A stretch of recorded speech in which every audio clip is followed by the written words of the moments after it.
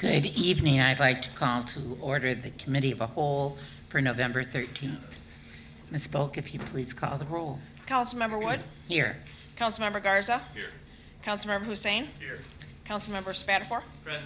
Councilmember Spitzley, Here. Councilmember Jackson, Present. Councilmember Brown, Present. Councilmember Cost. Here. 8 members present. Thank you, Vice President Garza. We have the minutes. All right, thank you, Council President. With that, I'd move the minutes of the October 30th meeting as written. I have a motion on the minutes. Are there any questions or concerns? Seeing none, all those in favor say aye. Aye. Opposed? Passes unanimously. This is an opportunity for public comment. I do want to state the items on the agenda. Under other, we will be having a report from the City Attorney's Office on next steps with the charter revision that was passed by the voters at the election. So you can speak to this as well. Is there anyone who would like to address the council at this time?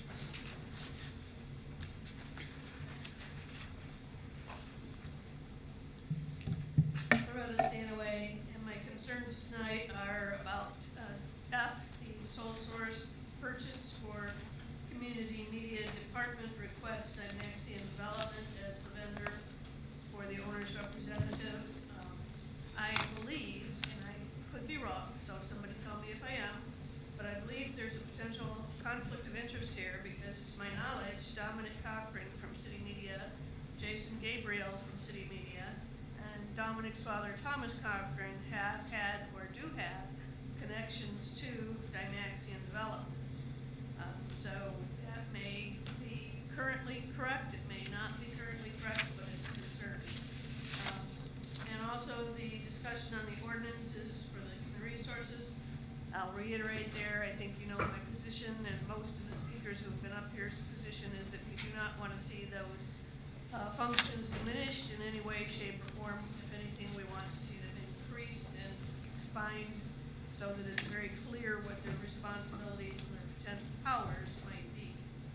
And lastly, the warming and cooling centers, I feel like I'm beating my head against the wall here.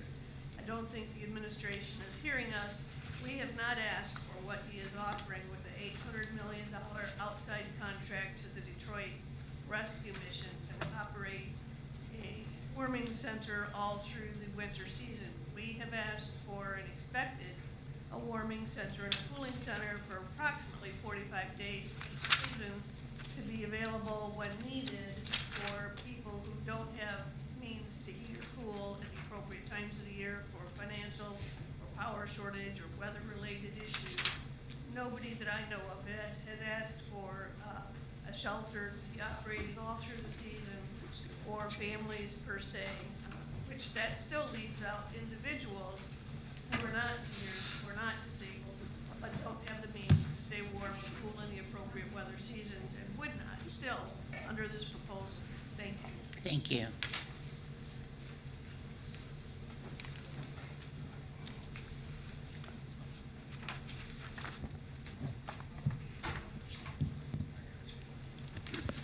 Check, check.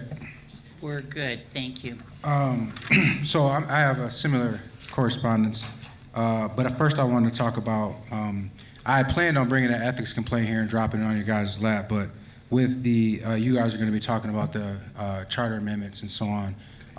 There's been multiple campaign finance violations by our mayor in newspapers, in publications that he's made on his Facebook page.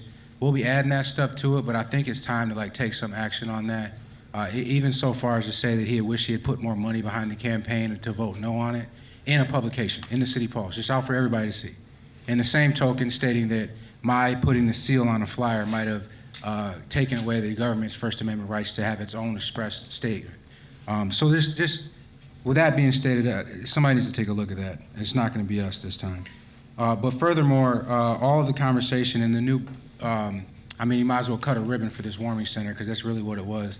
I'm hoping that you all find it some way, somehow, to deal with this process, because we know that the $800,000 is going to come here.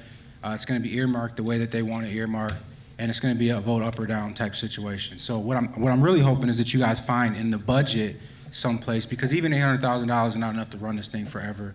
If it's not written down that it's a part of city's public service to give this, it'll just be here and gone with the next council, whoever else comes in. So I'm hoping that whatever they try to do, you have the ability and the courage to turn this down if it's not what the people have asked for. Even though it's $800,000 worth of free money, find it within the general budget to do what it is that you all have said that you want.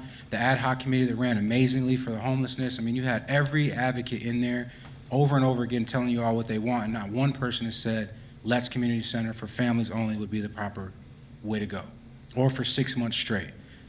So it's obvious the administration is not hearing people. We just had a meeting 2 weeks ago. The Eastside Neighborhood Association had a meeting, and the HRCS was in there, had no idea what they were going to do. They still didn't understand how the money was earmarked, and I think they were just being honest with us. And then we get this press release a week later or 3 days later saying that they've got this all figured out. They've already got a contractor. And again, as I said in another meeting prior, I mean, how do they find these? In the sole source purchase, you know, that makes us concerned when there's such a corrupt environment around us that you would find one individual and that's the only person that can do something. Or how a Detroit rescue mission found our RFP that none of you all even knew existed.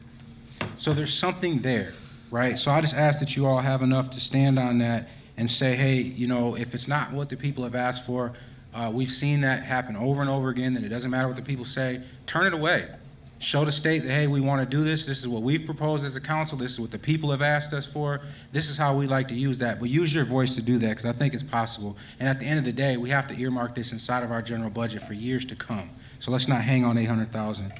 And then again on INJ, just push it, please. Thanks. Thank you.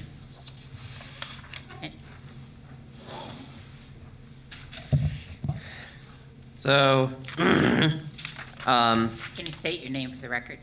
Nicholas Zandy, from the Second Ward.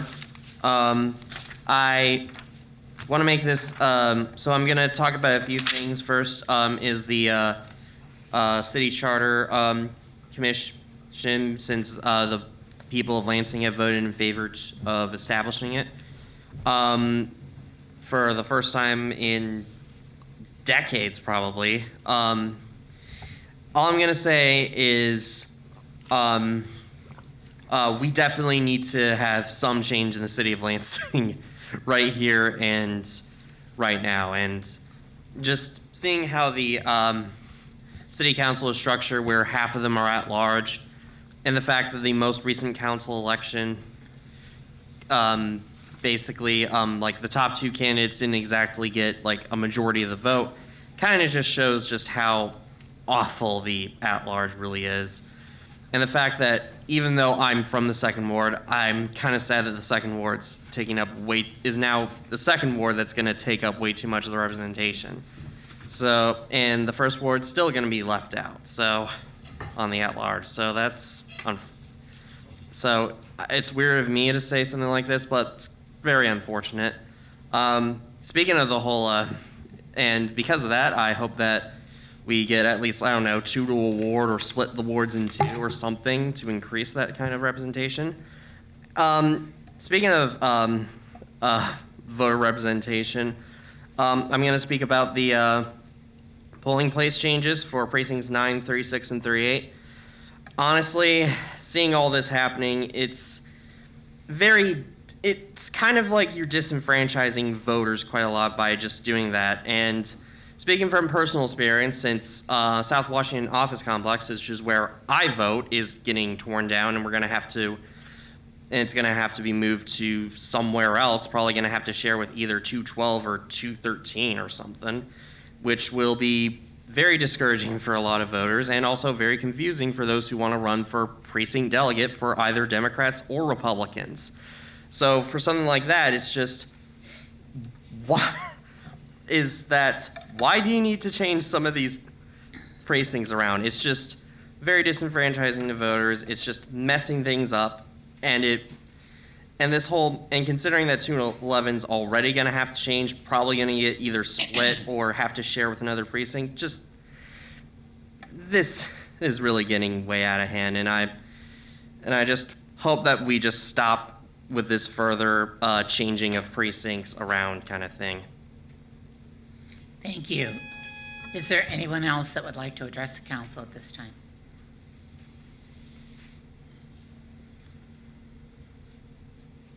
Hello, Erica Lynn. I do want to talk about the warming shelter, cooling shelter, whatever we're calling it, but real quick, I do want to note something that I just want to say really bothers me.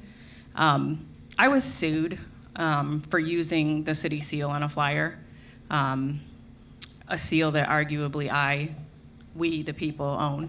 It represents Lansing as a city, we the people. But there's a flyer that was circulated, and the mayor was able to use his title on that flyer to say vote no. And I would arguably say that those two are not the same. And it just is another example of the punching down that we experience when I talk a lot about how it's different rules, different strokes for different folks. And it seems to always be that the time, money, and resources are always expendable and readily available to punch down on citizens, to hold us accountable for maybe mistakes that we might make or things that we're not supposed to do. But when it comes to us trying to hold our administration accountable in any way for extremely, extremely unethical actions, we just are met with silence. So just had to get that off my chest. So the warming shelter, this is a hard one to unpack. We don't want to seem ungrateful, and we're always put in the position to have to criticize something that people say, well, isn't this what you wanted? No, it isn't. And I think part of it is that we get tired of just not being listened to when it's not that difficult to just listen. There was a lot of great conversation. I know Councilmember Spitzley had brought a lot of this up for us, Councilmember Cost, when a year ago, the People's Council of Lansing, myself included, were protesting during the Code Blue. And the reason we were protesting is because we understood that in a year, which is right about now, we were going to be met with the same issues that we were a year ago, where people were going to die overnight because they didn't have somewhere to go for a variety of reasons. Whether it's that they are not allowed into the shelters, whether it's because they're religious shelters, whether it's because they're a family, they have a pet, they are gay, they are trans. All of these different reasons. There's a whole plethora of reasons on why. So it created this conversation of needing a publicly owned shelter that is not tied to all of that. So that was one side of it. The other side of it was just, again, using existing resources just for the extreme cold days. Neither of those needs that was widely discussed and talked about and urged from the community are being met by this $800,000. The only thing that we got let know is that it was cost prohibitive to, purchase and renovate one, and then we just stopped. It gets exhausting to see how creative and innovative, passionate, and motivated that we get to bring entertainment venues here, to bring business and all these things. But when we have things to meet the basic needs of our people, somehow we're just stuck. Thank you. Is there anyone else at this time that would like to address the council? Anyone else?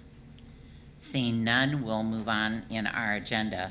The first item up is a presentation by the internal auditor reporting on the Treasury audit. And Emily's going to take her seat down in the well. And council members, you have this in your black folder.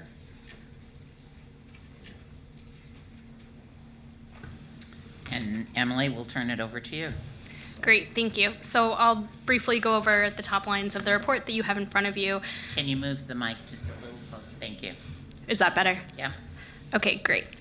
So to begin, the objectives of this report were to assess the following areas within the Treasury Department: internal control mechanisms, checks and balances in place, adherence to and the existence of necessary policies and procedures, and the overall effectiveness, efficiency, and reliability of the department. This audit was conducted from August 2023 to October 2023. The Treasury Department did provide all current policies and procedures, as well as all requested financial and tax records for review.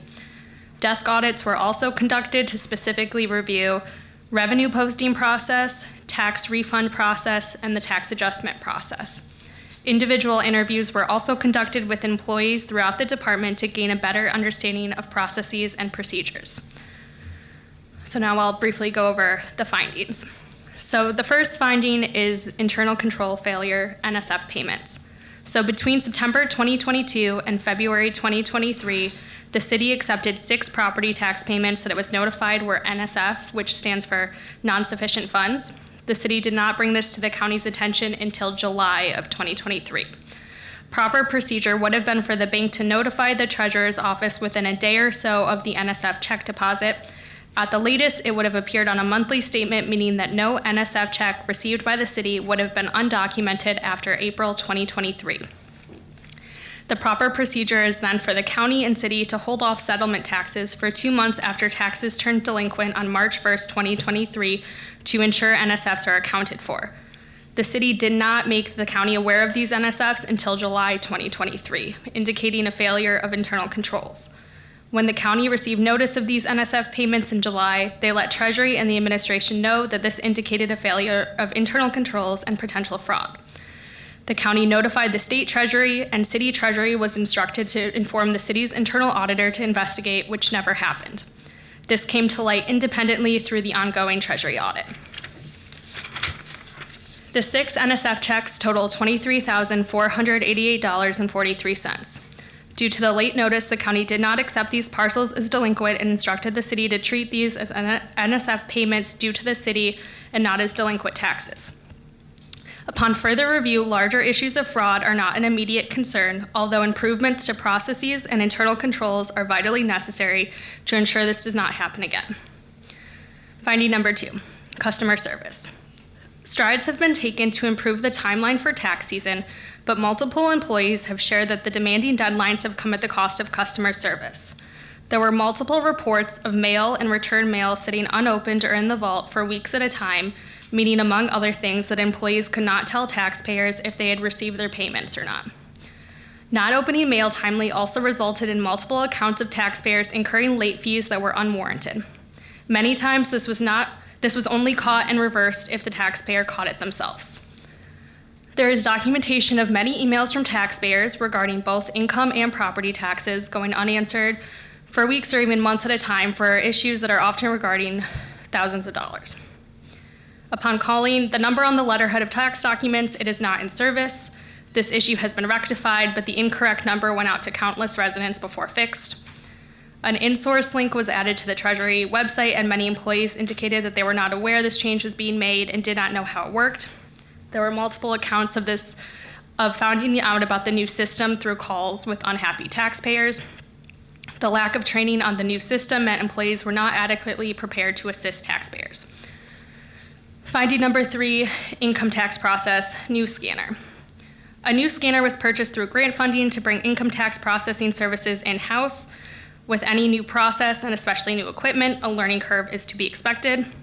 Multiple staff members reported a lack of communication and training with the new scanner, as well as concerns about errors not being considered by management. A spot audit of records pulled showed many issues with scanned documents, and you can see some of the issues there below. Number 4, ACH payments. The City of Lansing does have a robust ACH policy on the books. A spot audit of ACH payments did discover multiple duplicate ACH payments that took many weeks to reverse, leaving taxpayers without that money in their account due to city error until solved. Analysis and recommendations. It's important to note that no fraud or intentional wrongdoing was found during this audit. Failures of internal controls, communication, and checks and balances should be addressed immediately to ensure avoidable errors are not being made at taxpayers' expense. And then for your note is the tax schedule. So recommendations. A new NSF policy, including oversight, should be written and immediately implemented. And you can see suggested timelines for these recommendations as well. Checks and balances need to be put in place to ensure one person isn't refunding, approving, and issuing payments with no check on their work. Customer service should be a top priority for leadership in the Treasury Department. An appropriate timeline for responding to taxpayers should be created and adhered to, and also shared with City Council and the internal auditor for review. New services should not come as a surprise to employees, as those affected should be given proper notice and the appropriate training necessary to do their jobs. It is recommended that leadership holds monthly staff meetings in Treasury to increase transparency and communications for employees in the department. The ACH policy on file should be reviewed by all relevant staff members, and payment should be audited quarterly. The administration should also consider hiring a separate treasurer and finance director to ensure issues discussed in this report do not go unaddressed moving forward. And the internal auditor should perform another audit following the 2023 tax season to ensure that changes have been made. And so that was a very brief overview. It was a 3-month audit that produced a lot of data, a lot of documents. So I'm happy to take any questions or talk to anyone after in more detail. Are there any questions at this time for the internal auditor? Councilmember Jackson. Thank you. I know you shared your report with us today. Did you share this report with anybody in the administration? And is there any indication that some of your recommendations are going to be adopted? So it has been placed on file with both the mayor's office and the city clerk, and I'm looking forward to having conversations with the administration about how best to hopefully implement any of these, but we haven't had discussions thus far. Are there other questions? Councilmember Spitzley. Thank you, Madam President. I'm just kind of curious. I mean, those are, I've had, as we have annual audits and the annual audits come forward, I don't think anybody in the audience knows that I've been a kind of a critic of some of the audit findings. So was this just a routine review by you just to see where were in the audit? Or how did this come about? So this was an audit so the previous internal auditor made recommendations to monitor certain departments regularly. So the first departments that were recommended were Treasury, Finance, and HR. So I'm working through those right now, with Treasury being the first one up, and then we'll go from there. So that's how this audit came about. Thank you. Councilmember Spatafor. Yeah, thank you, Ms. Linden. I just wanted to call back. We had an ad hoc committee on auditing that laid out sort of target areas for where there were the most opportunities for some process weaknesses and things like that. And that memo, I think, was shared with you. Yes, and that's what I've been joining working the off team. of. And yeah, so I'm glad to see that you're working through those lists. Appreciate it. Great, thank you. Councilmember Brown. Thank you, President. One, thank you for your presentation, all your hard work. In your findings, do you feel like there's a concerted effort to kind of address the issues based on the audit committee and the audit recommendations? And in your report as well, excuse me, we identified areas of improvement with things different, like mail not being open for weeks and months at a time. Would you say in some of these findings, like 30% of the time, 50%, kind of where you gauging that as well? Do you mean in terms of what percent do I think there's an appetite to implement?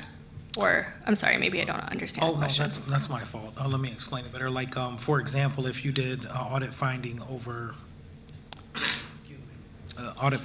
approximately, let's say 10 spot checks, 3, were months behind, or what was kind of the gauge on that as well? I think it depends on where in the tax season we are. So I think there's pros and cons to prioritizing all different types of things. And so I think there was a priority during tax season proper to, get things scanned, and then customer service possibly took kind of a back seat to that. So I would say that from, and mostly the mail is from interviews, and I did, see some there, but I wasn't there during tax season auditing. So the interviews stated that the mail was majority of a problem during the midst of tax season and has since then become under control. Does that answer your question? Yes, and the other question was, does it, based on the historical information that you've had versus where we are now, does it seem like these issues are moving towards being addressed or resolved, or we still are, at the beginning where we need to really start looking at change?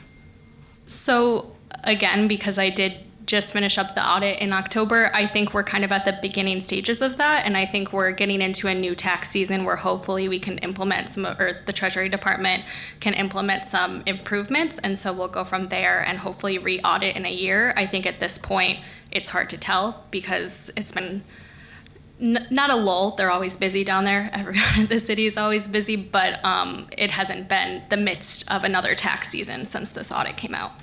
Okay, thank you. Councilmember Cost. Thank you, President Wood. You finished this report in October. Is that when you sent it to the administration? I'm sorry. You said that you did the audit and Oh. finished it in October, so did you send it to the administration then? No, so the administration and the city clerk got it today as well. Okay, that's, that I was trying to, sorry, I was not. No, clear that's on okay. that. So I sent an email to put it on file with President Wood, the administration, and the city clerk at the same time this afternoon. Okay, and then do you have so we look at all these mistakes, right? Do you have any kind of an estimate on how much these mistakes cost the taxpayers of Lansing? It's hard to exactly put a number on it, and it differs per taxpayer, so I'm not really comfortable saying a number at this time. Okay, and then the last part, I heard a lot in this about disenfranchised and overworked employees. So I'm curious why one of the recommendation wasn't, maybe I missed it, wasn't to hire more staff in that department instead of another manager. Yeah, I would love to hire more staff, but that's a budget decision more than anything else. There is currently money in the budget for a treasurer and a finance director, which is why that recommendation was made. Gotcha. Okay, so that recommendation now makes more sense, but Yeah, I would definitely be willing to work with council about how to budget for more positions if that's something they're interested in. because it sounds like they're overworked and frustrated. So, thank you. Vice President Garza. Thank you, Council President. Appreciate this. A lot of information here, a lot of good information here. I appreciate the work you did on this, Emily. Kind of piggybacking off Councilman Cost, do you know how many vacant positions, budgeted vacant positions are not being filled out of those three departments? Not off the top of my head, but I can definitely get that for you. All right, thank you, that's all. We will be receiving that report. It should be actually in your Yeah, that's true. material this evening, so we will have that to go over. Any other questions? I want to thank Emily for her work on this, and I think, as was indicated by Councilmember Spatafor, this was part of the audit committee and part of the previous internal auditor's recommendation for looking at least three of the departments that were felt that needed to have an overview done on. I'm, now that this has been placed on file, I think next steps with this is to reach out to Ms. Kirkland and then work with Ms. Sprayer to come up with how they're going to look at the recommendations and move forward with those. So if you could keep council in the loop as to what's happening with that, I think that would be very advantageous. Definitely, will do. Thank you. Anybody else? All right. With that, we'll move on to the next presentation. The next one is the general fund status report, and we have Jake that's here for that. Okay. And that too is in your packet, council members.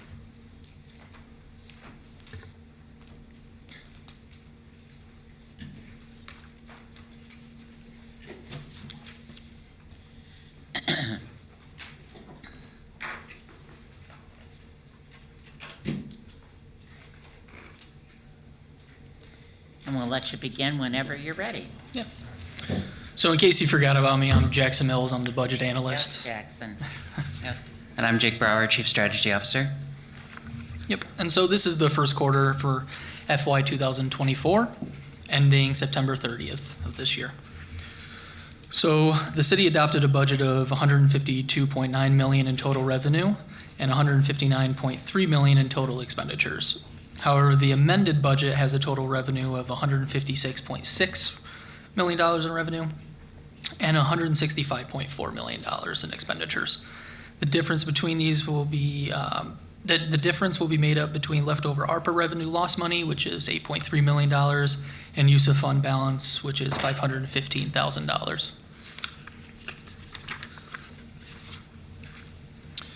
Looking at the revenue, the general fund revenue collected through the first quarter exceed expectations. About 39.3% of the amended budgeted revenue has been received thus far, about 2.4% higher than the 3-year average looking at September 30th. The biggest share is property taxes. Those were estimated to be $50.6 million. I'm going to stop you real quick. I have Councilmember Spitzley. Thank you, Madam President. The last sentence in your presentation said the difference will be made up between leftover ARPA revenue loss money, $8.3 million, and the use of fund balance, $515,000. Where will you get these funds next year? Or, so, I mean, is this going to be a rolling loss, revenue loss? And if so, where do you propose to get, since this is the last of the ARPA dollars, where do you propose to get the money to plug this for next year? Yes, and so that's part of our broad budget discussion. So moving away for a moment from the specifics of the report itself, one thing that we're doing different this year as part of our budget process is we've moved from the standard budgeting process to one that occurs in at least 2 stages. So previously, around this time, we would send out budget instructions. It would include all the personnel data, line item, and budget request information for departments to fill out. We will be sending out that information very shortly. But this year, preceding that, we have recognized that for a while we have been warning of this impending fiscal need to right-size our budget, and really the time to do that is now. And so as part of the budget process, we have, at the beginning of that, appended a new procedure where we reached out to departments. We asked them to provide information about what they do as a whole, what specific services they provide, and that culminated into a number of responses, and ultimately all of the directors of the city meeting this past Thursday in a general strategy summit where we discussed what are the major issues that we're facing as a city, what are the common issues that we're experiencing across departments, and from those issues and what we see as our the needs going into the upcoming fiscal year, prioritizing what is an objective that we want to accomplish for the given departments, and how are we going to get there as part of an action plan.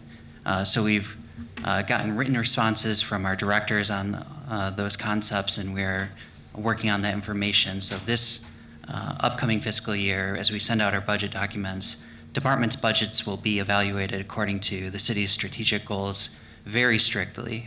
We are running out of time to make these important decisions and really decide who we are as a city, what are we going to do going forward. I appreciate that. If I may, Madam President. So what I'm hearing, and correct me if I'm wrong, that we are anticipating a deficit next year, potentially. And then the second thing, as part of your strategy and your strategic planning, have you asked your department directors to take an across-the-board cut in their budgets to assist with that? Remind me of the first part of your question.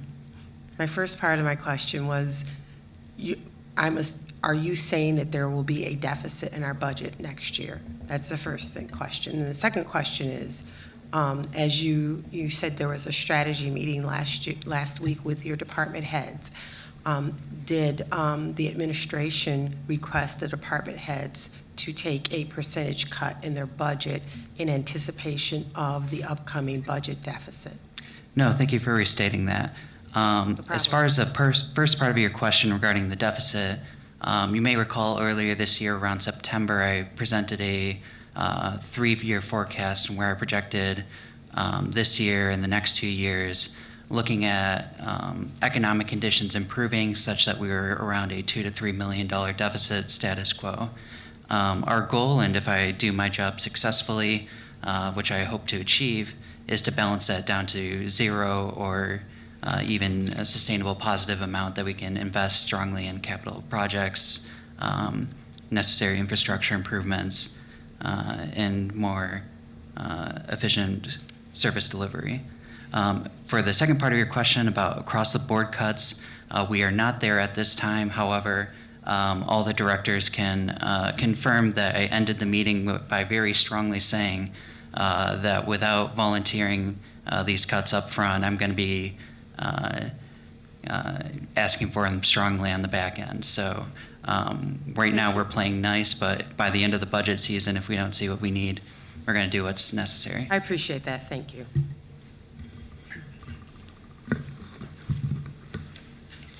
Okay, so looking at property taxes, they were initially estimated to be $50.6 million. However, as of September 30th, it's $54.7 million. Although these collections exceed estimated amounts, they are subject to tax appeals throughout the fiscal year. Income tax collections are below first quarter average. At the end of the first quarter, income tax collections were roughly $4.15 million, which is 9.8% of this budgeted amount. However, this does include income tax accruals back into FY23 in the amount of just over $4.2 million. Return on equity, that is in line with past fiscal years. We historically had payments received in December and June. However, now the new agreement calls for quarterly payments. We have yet to receive that payment. And actually, I looked, and last year, the first payment entered in our general ledger system was December 15th. So that's when we should roughly expect the first payment to be entered. As far as state revenues, they're estimated to be $23.2 million, and it is in line with other first quarter reports. Charges for services are trending slightly below three-year average of first quarter. Fines and forfeitures on pace. Same thing with licensing and permits. Interest and rents are budgeted to be just over $621,000. However, that number is low because the interest income has yet to be put into our general ledger system. And then looking at other revenues, it's about 0.3% of the general fund revenue budget, which is a pretty small number. But they are trending above expectations because we did receive an additional opioid settlement money, and I believe the amount of just over $40,000.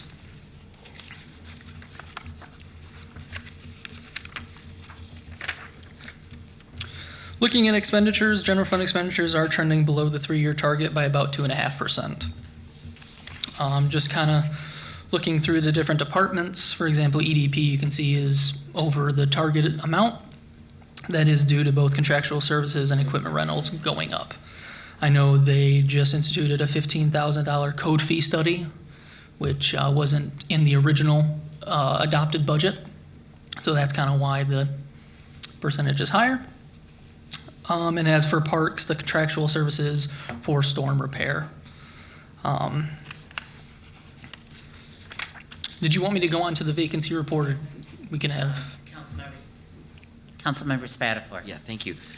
You mentioned something, storm repair. I know we were tracking sort of all the expenditures. Do you I didn't ask you this ahead of time, so if you don't have it right now, that's fine. But do you have a total of what the storm cost the city and what we plan on asking for federal or state reimbursements for? I can give that number for you. Thanks. That's all I have, Councilmember President Wood. Other questions before we move on? I see none. Go ahead, Jackson. Okay. So as for the vacancy factor, there were about 100 vacancies just in the general fund and then around 59 in other non-general fund, which totals just over $1.6 million. Looking at FY23 first quarter report, the vacancies for the general fund were at 82 and then 47 for non-general fund vacancies.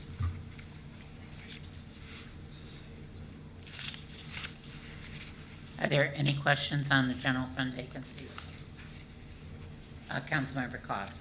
Thank you, President Wood. Just to be clear, we have lost employees, correct? Is that what I'm hearing that we have?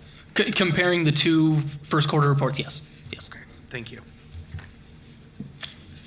Are there other questions? And council members, the question did come up during Emily's report about Treasury. You see there are currently 5 vacancies in Treasury. Yep. Yep. And there are also 3 in finance and then 3 in HR department as well. Right. Councilmember Jackson. Thank you. What can happen or what does happen with that money? Did you say $1.8 million? About 1.6, yeah. Yep. So what does happen with it and what can happen with it? Do you want to? Yeah.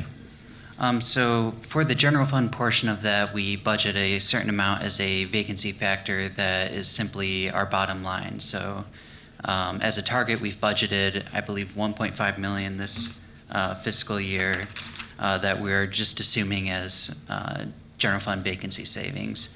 Any savings above that amount will go to our bottom line effectively. That said, you might be familiar with the budget cycle. As we go into the end of the fiscal year, we allocate that out specifically to how it impacts departments, and you'll see that budget adjustment at year end as you've seen in previous years. Councilmember Jackson, it could be anywhere from paying overtime, which was not budgeted enough because they didn't have enough employees. So that might be happening, and any additional money that's left then ends up going back that's not utilized through the budget amendment that we do goes into the reserve fund. Okay. Councilmember Spitzley. Thank you, Madam President. And so I'm assuming then we have a number of fire operations, fighter positions that are vacant, and it says vacancy factor overtime. So I am assuming that the $1.6 million is being used to pay overtime for these. There's the potential for that, but there's also 25 of them, my understanding, that are currently in the academy. And so the group would be filling some of these open positions. As well as the police investigations and patrols. Correct. Okay, thank you. Other questions? Okay, you want to go on, please?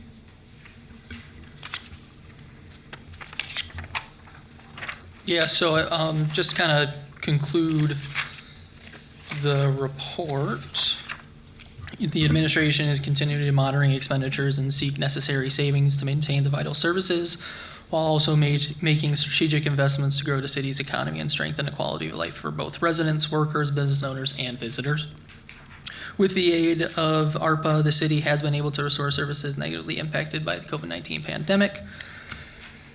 And the general fund report is presented in several formats behind the original written report. It gives you the breakdown between the different departments, the types of revenue funds, stuff like that, just like in other reports. Councilmember Spatafor. I apologize if this was asked while I stepped out of the room. HRCS has only spent 5% of the budget compared to an average of 21% at this point. Is there a reason for that? Or It's a timing thing. So I know as of today, actually, I looked at that number, and that number is closer to about 700,000 just from today.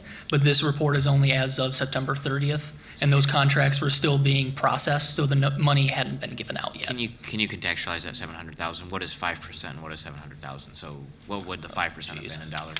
Or 700,000 in percentage? What'd they spend in the report that you gave us? They spent $128,000. Okay, so 7 times that. Okay, Yeah. thank you. That's more in line then. Yeah, thank you. Okay, are there other questions at this time? Yes, Emily? No, you gotta end up using Brian's again.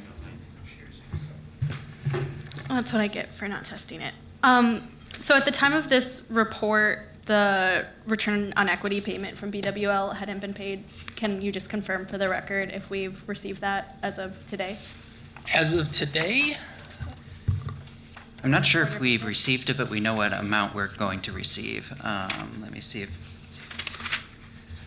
we are going to receive $6,685,560, of which will be $229,698. That is a adjustment from our fourth quarter payment of last year.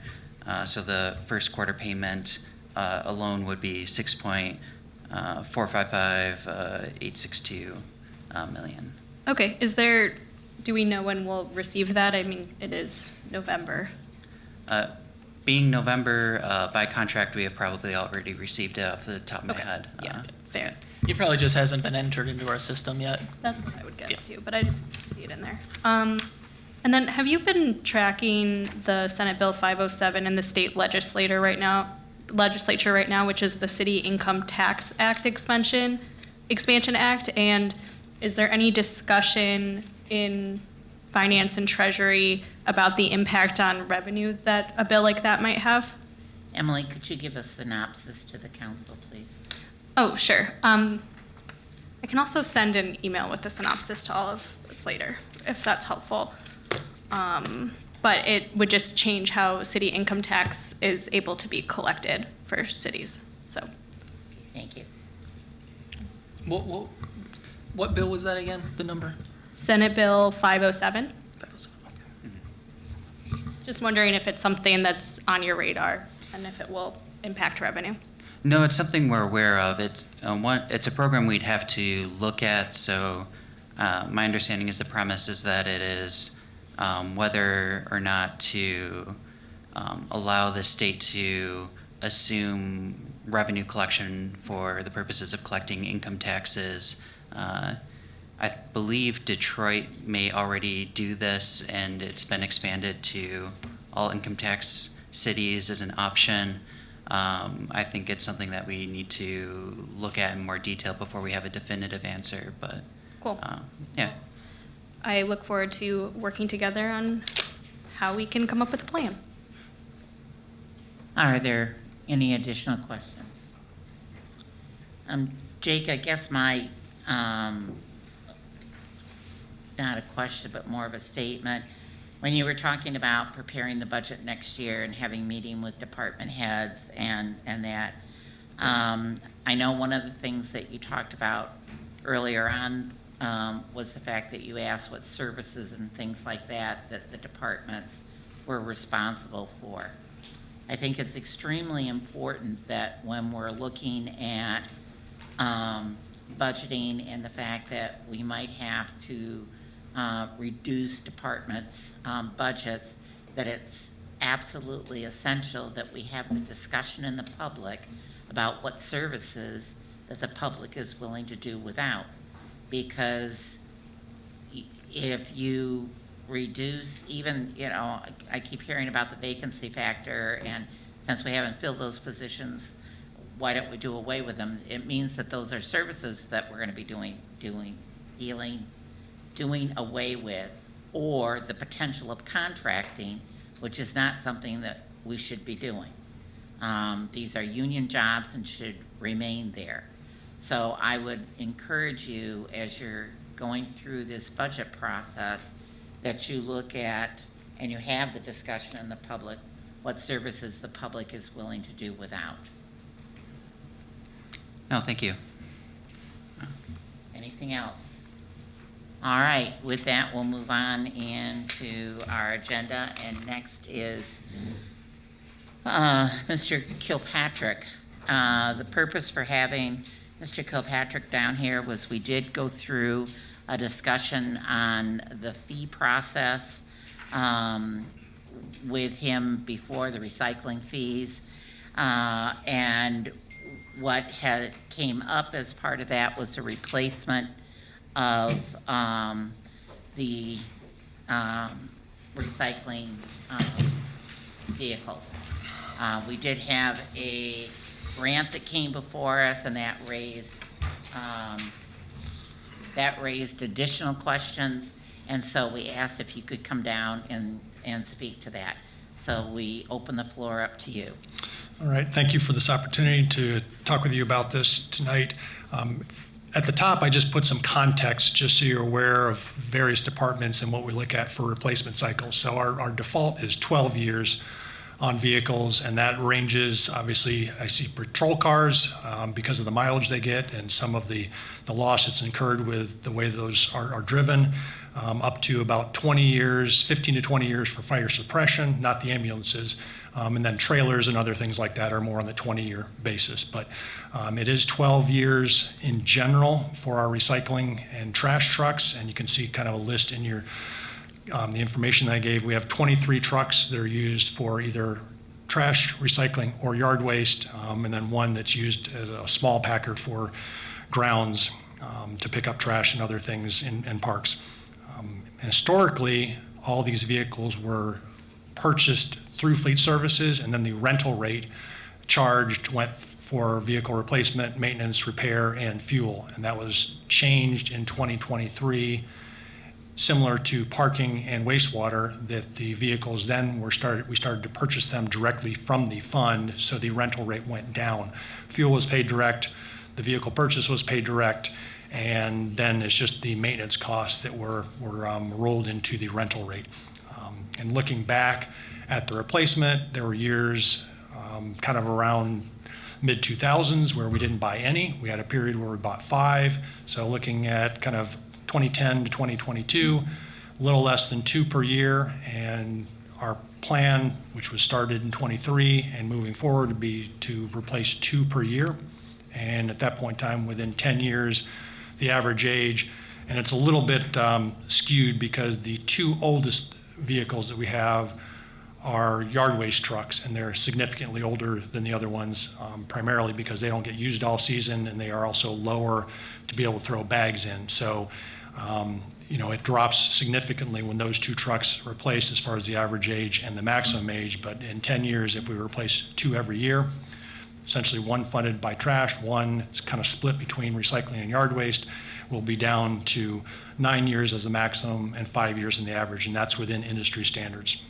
I can't say necessarily that the older trucks have more problems than the newer trucks, because with the hydraulics and electronics and everything on them, we'll start to have issues, within the first year of things that need to be replaced. But it is more difficult to get parts, and things more frequently break down the older the trucks that we have. So that's kind of a synopsis, and I think there might have been some questions on making sure that both of those funds, 596 on trash and 597, which is recycling and yard waste, that the fees paid for that stay as assets of the system.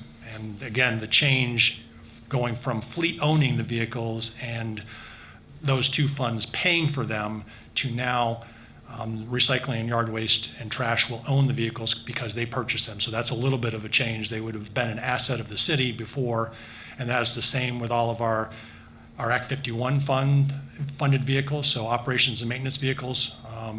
When we combined our 3 garages, and most of you probably haven't been around long enough to remember that we used to have 3 separate garages. Carol did, but we had a parks garage, we had a kind of central garage that was police, fire, and some other admin vehicles, and then there was the O&M garage. And when those merged, all those assets merged, and so basically Fleet took over those, and all the funding came to Fleet. So at that point in time, parks vehicles were older, public service vehicles were newer. All that money went into the fund balance, and so there was kind of a reallocation of how those were purchased. And now we've gotten to the point where the vehicle costs each department is paying is based on what the previous year maintenance and repair costs were. So essentially we're a year behind in actual costs. So if a department keeps a vehicle longer and the costs are lower, they will benefit from that. Conversely, if a department uses a vehicle harder, they will pay higher costs, and it's more on the department to decide at which point in time they want to replace the vehicles. Fleet will give recommendations, but it is coming from the department's budget who uses them. And so we are basically treating every single department and the vehicles they use as true cost to that department versus spreading them out over the entire fleet. Okay, Mr. Kilpatrick, are there any questions? Vice President Garza. Thank you, Council President. Good evening, Mr. Kirkpatrick. Thanks for being here. I know you mentioned, you said the yard waste vehicles were the oldest out of all the groups. Correct. What is like the newest and the oldest truck for recycling? I would have to look. I can get back with you. I mean, again, some of these trucks, they are assigned primarily to one function, but with our packers, they can go back and forth, and other than being cleaned out, they can be used for recycling, they can be used for yard waste, they can be used for trash. But we have, I have a list, and I can tell you specifically which ones they are typically assigned to. So the oldest ones, I believe they're 2004s. Those are yard waste only, and those are the oldest ones in the fleet. But then I can give you a list of all the vehicles there and which operations they're typically used for. Okay, I appreciate that. Yeah, I definitely like that list. And I guess the reason why I asked that is because in here it says the long-range plan is to purchase 2 vehicles per year. Now, is that something that we just implemented, that we're starting in 2023? 20 and 23, we started to budget it that way, that there is one vehicle that the vehicle replacement, or maybe it's a capital, project or capital improvement. I think it is titled vehicle replacement, is in trash. So the 596 trash fund, and then split between recycling and yard waste because they are the same fund, but they are split in different cost centers. It is split half to recycling and half to yard waste. So it might not be exactly each year, depending on how the ages play out, that there will be one from each. Some year we might have 2 from trash, or we might have 1.5 from one or the other. But on average, the way we looked at the replacement to try and get those ages down is 2 vehicles from that entire kind of group of vehicles, excluding the one from parks. So parks would be a different fund. And that would be a general fund purchase. Well, it would be a fleet purchase, so the 643 fund. So fleet would purchase that vehicle, and that rental cost would go back to grounds who uses that. But the trash fund or refuse fund and the recycling yard waste fund, they would purchase those vehicles. And so those amounts may go up or down depending on what the actual needs are. But on average, it would be 2 per year, 1 from each of those funds.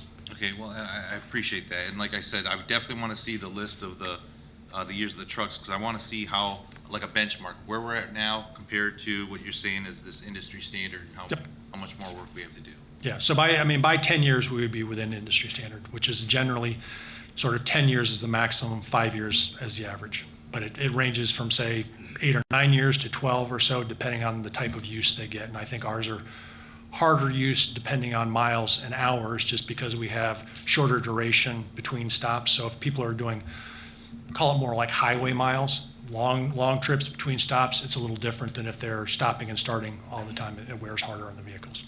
Okay, so, I mean, you said 10 years before we meet those standards. Is there a reason why we waited so long? Because if it's going to take a decade just to catch up to industry standards, I'm just kind of curious, what was the holdup? I mean, I can't speak to going back to the early 2000s, why there were some years we bought no trash vehicles, but the change now between those 2 funds, they can make the priorities of when they want to purchase vehicles, where before fleet was deciding what to purchase, and they were looking at across the entire city of what is the highest priority. So at that point in time, trash or recycling trucks might not have been the highest priority for fleet, depending on the type of repairs they did.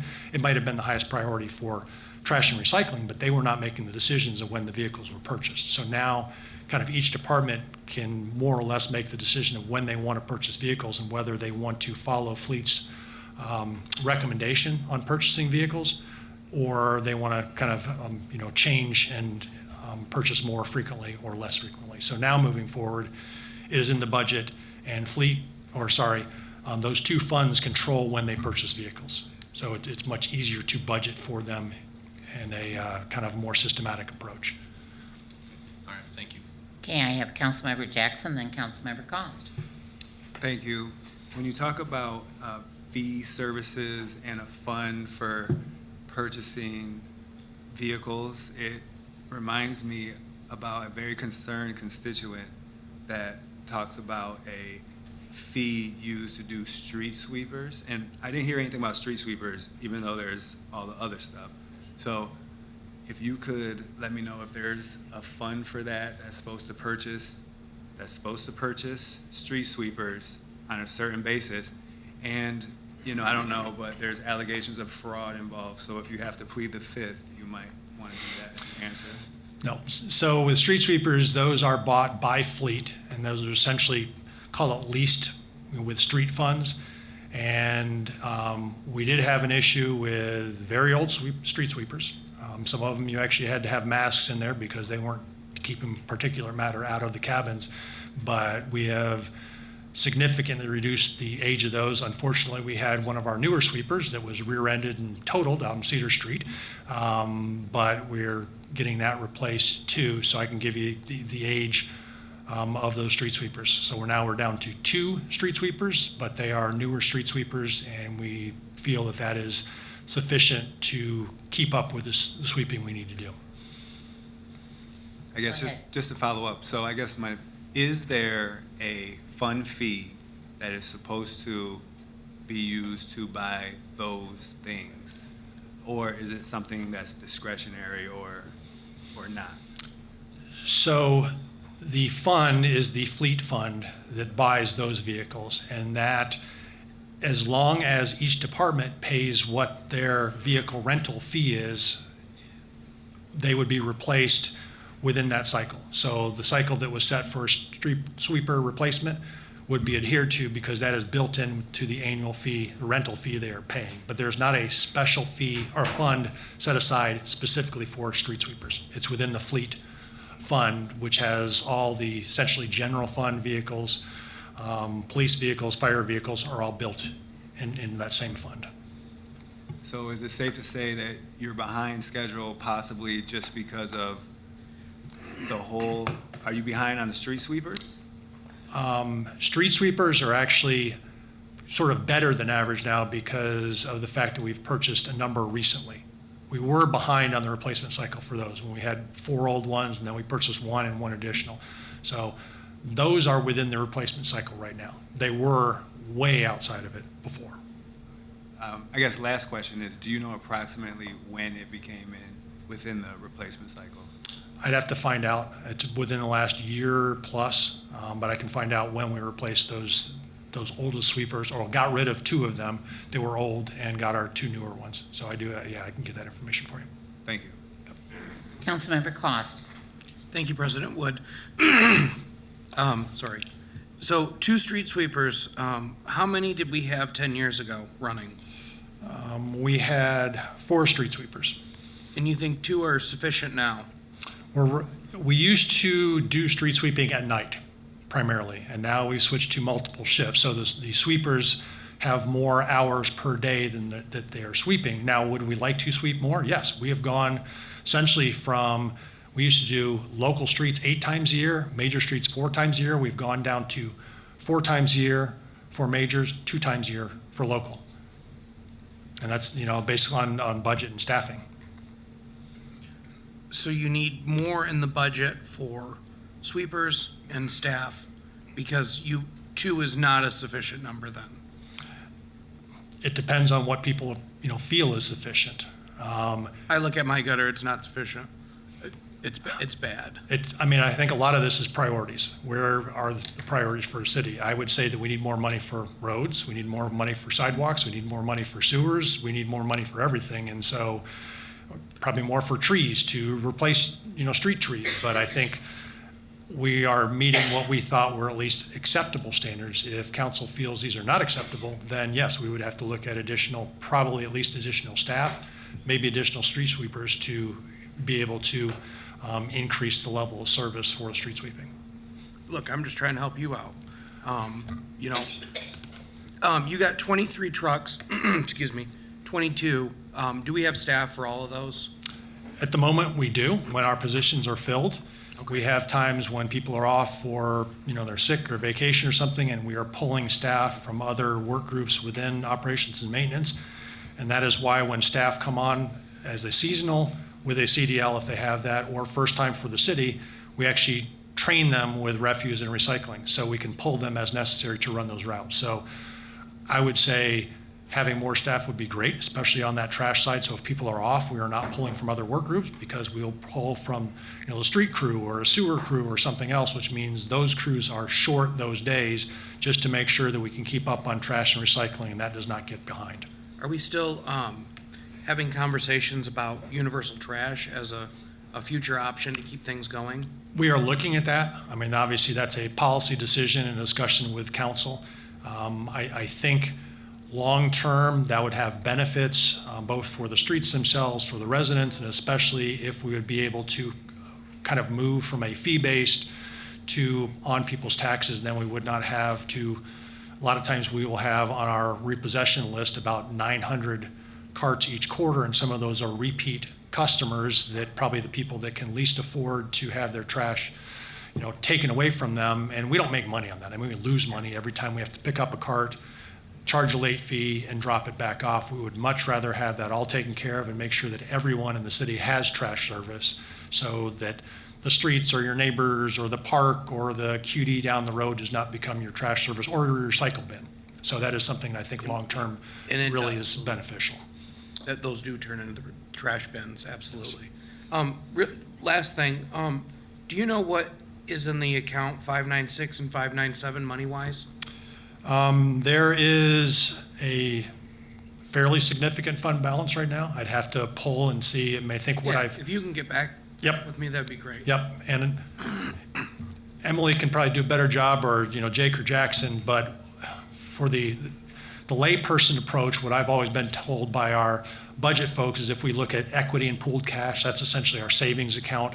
It's really, if we want to look at the asset of the vehicles, well, we can't really sell that vehicle and do anything with it, but there is essentially a cash balance that we could use to either look at the fees we're charging or to look at long-term what the vehicle replacement costs need to be to make sure that those kind of balance out. Thank you. Councilmember Spatafor. Yeah, thank you, President Wood. Two questions from me. I mean, my ears perk up every time you talk about the trash, citywide trash collection. I think that's an avenue we should be pursuing. Do we currently have the vehicles and personnel to pull that off? So I guess the question is, what would citywide trash mean? So I think at the moment, we as a city do not have the vehicles or the yard space or the supervisors or the staff. However, we could manage overall citywide trash. And so the city would essentially be the provider, we would charge the fee, and then we would do what we could and have a contractor or contractors assist with that. But we would be the point of contact, and we would make sure that that is managed under our system.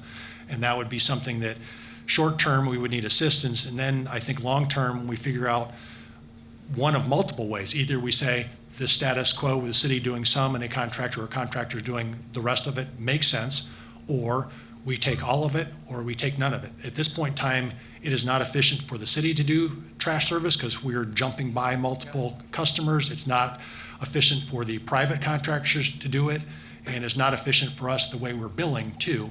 And so I think until we have some stability on that, it is difficult to figure out, what the route should be. What are the steps to make that reality? Is that a policy decision at the administration level, or is it an ordinance situation? I believe it would be both. I mean, the administration would have to say, this is the direction we want to go, but there would be an ordinance that would require trash, whether it's on the residential side, the commercial side, rentals, whatever that is. So I think there would be an ordinance change because right now we require, recycling bin for residential properties 1 to 4. We have nothing that even requires anyone to have trash service. That is completely opt-in.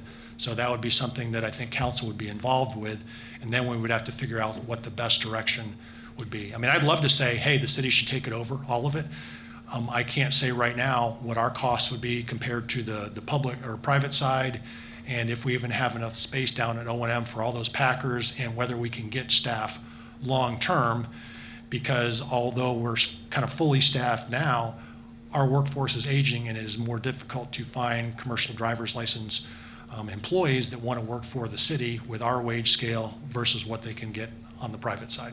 Are the current waste haulers in the city, I mean, waste hauler is the wrong term, so forget if it's not the technical term.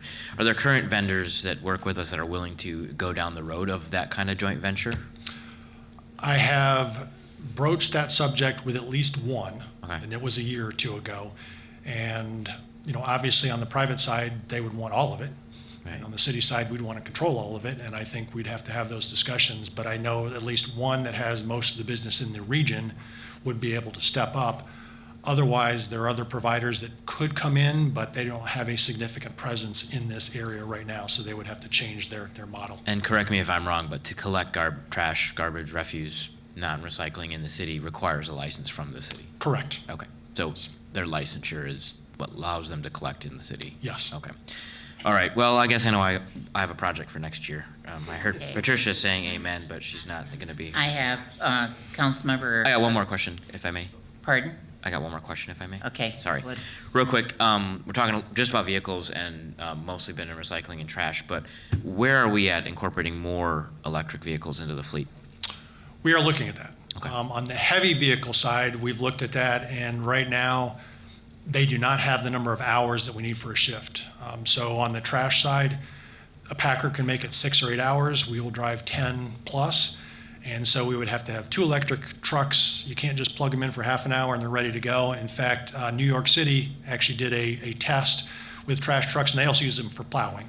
And so they found they lasted 3 to 4 hours in the cold when they were actually using them as plow trucks. So we were looking at that. Right now, they make the most sense for the light-duty administrative vehicles and really for the cars, just because we're able to get good prices on those, whereas there's a limit right now on electric trucks, and they're fairly pricey. And based on the number of miles that we drive in a year, the payoff is, it's more to say we want to do this because we want to go to electric versus that the economics really make a lot of sense. Because we don't get, until I think January, because we don't pay taxes, we don't get the tax credits. Now they're changing some of those rules that the dealerships can actually take that tax credit, and that means our price would be lower. So it may be more advantageous in the future for us to purchase electric vehicles, but so far the business case really hasn't been there. Yeah, the business case is tough. I do think the tailpipe emissions for residents, in particular in historically marginalized communities, there's a strong case to be made there. So I appreciate you continuing to monitor the situation. Okay, we've got 2 more questions, and then we're going to move on because we do have other items on the agenda. Vice President Garza and then Councilmember Spitzler. Thank you, Council President. I'll try to be quick. So when you mentioned that you spoke to a contractor about a year ago, which one was it? That'd be Granger, who does most of the region and the highest percentage in the city of Lansing as well. Okay, well, I appreciate that because I just actually switched from Granger to the city of Lansing. Been in my house for about 20 years now, and I just got a bill, and it was $90 for 3 months of service compared to the city of Lansing, which is roughly around $60 for the largest container. So if we did end up going privatizing, that would charge each resident that doesn't service that much more money. That would be something we'd have to figure out. Yes, the city does charge less, and Granger's prices, plus I would say probably other private haulers, have gone up significantly over the last several years because costs have gone up significantly. I mean, our trash trucks, as we're buying them, are about 30% more than they were sort of pre-pandemic. We have not passed those cost increases on to residents, and even the increases that council passed during the pandemic, we had a year that we did not increase our trash costs at all. So that's something we need to look at long term. And I think as we're talking about what's in the fund balance, then we need to look at long term what our costs are going to be. And if we did have a private contractor help us, then that would be, it wouldn't make sense to split the city in half and say, oh, we have a private contractor on one side or the other, and those folks pay more than the rest. It's got to be one fee, and we need to figure out how that plays with what we're charging versus what a private contractor might charge. Okay, now, and I appreciate that, and I heard you say if we had a contractor help us, and I guess I would take that the other way. Like, how would it help us? Like, how many jobs would be affected if we did go private? How many of our union jobs here in Lansing would be affected? So if we privatized based on the age of our workforce, we would not displace any of those. We would find jobs for them. However, if you want to know the number of people that are currently doing refuse every day, I would have to get that number for you, because yes, if we got out of the And so we have obviously three businesses kind of. We have the trash business, which is every day, and then we have recycling and yard waste. Obviously, yard waste is seasonal, recycling is year round. So if we were to get out of the trash business, we would probably do more on the recycle business. And I'm sure, as most council members are aware, every property owner in the city has to have recycling. Now, they don't have to pay for it through the city, but multifamily is supposed to have recycling, all commercial is supposed to have recycling, and I think a lot of them do not because it's not something that we're necessarily enforcing now. So if we were to change our model and be more on the recycling side, we could pick up some customers possibly there. So it's a lot of things we really need to look at before we make a change. Okay, I appreciate that. And then if you do give me those numbers back, I appreciate you being patient. If you get those numbers back, I'd like to see how many are currently doing those services, how many vacancies are there, and how many we would need to do citywide operation. Yep. Thank you. Councilmember Spitzley. I'll be quick. I think that, you know, we need to be careful about privatizing. And so as we look at that, you know, and I'm glad you're looking at that because I think it's an issue that we need to look at. That's not what I was suggesting. You said you had a. Looking at trash service. But I think we need to make sure that they are City of Lansing workers. You know, I just came back from Pensacola, Florida, and it's a large city, and they do both trash and recycling. It's citywide. It's from the ECUA or whatever, but they don't have any private.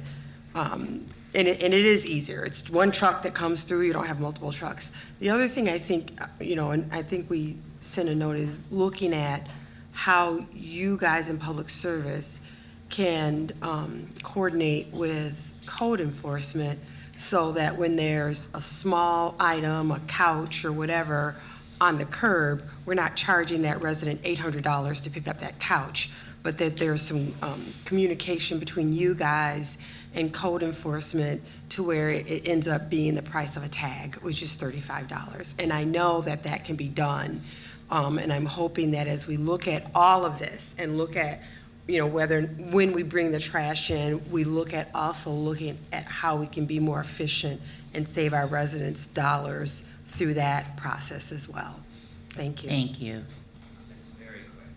It better be Peter or I'll throw something at you. Oh, I'm packing up. I just wanted to be clear, I wasn't saying we should privatize our trash. I was saying we should look at a way to bring more universal Good, access. because I would have quoted I, you on that. I know, that's why I wanted to make sure it was very worth risking getting something thrown at me. So. All right, thank you. Well, and one important point, if I could, just for a second. If we were to go with a different model than we have now, we have to look at what our OPEB other legacy costs would be. So if we were to privatize, and I'm not saying we should, then we still have all those retiree costs we have to pay, and so that would have to be rolled into something so that the city is not subsidizing that going forward.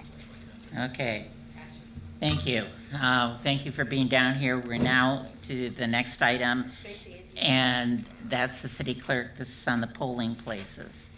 Mr. Clerk. Sauntering in here all refreshed after the election.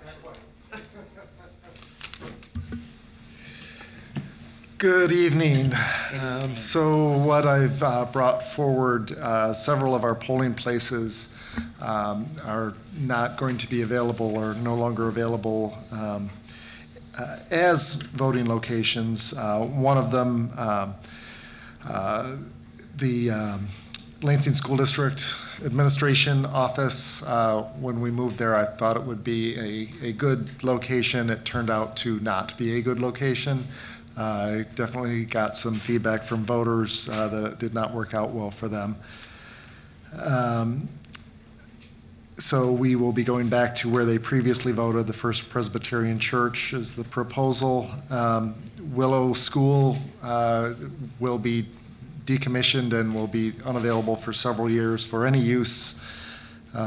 So looking at sending them to LETS, and then because of heightened security concerns, the Alberta Board of Water and Light on HACO has asked us to not use that as a location. So we're proposing Potter Park. For each of these three relocations, I did email every voter in the precinct that I had an email address for, asking for their input on where they preferred to vote. was able to select their preferred choices for all three of these. And with that, I'm happy to answer any questions. Are there any questions for the clerk? Councilmember Spatafor. Sorry, President Wood.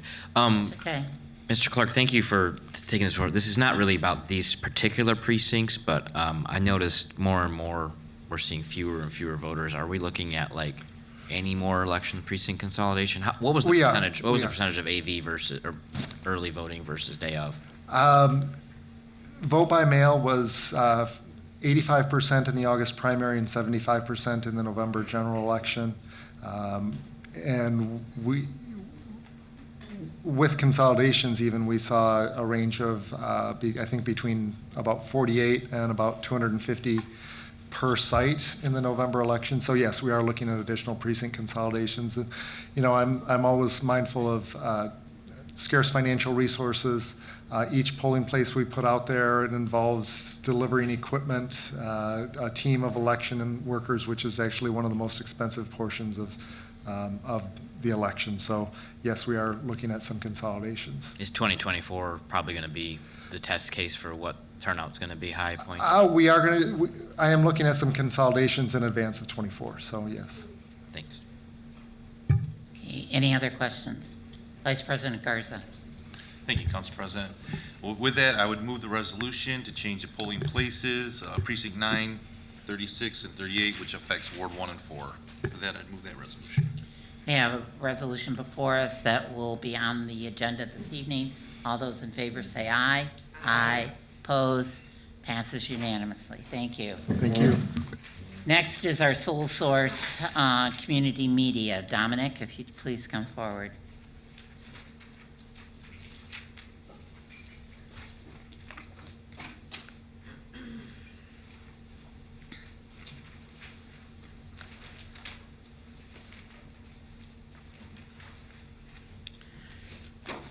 What we're looking for you today, Dominic, is to explain, based on the sole source purchase ordinance, if you would explain to us why this company was selected as a sole source.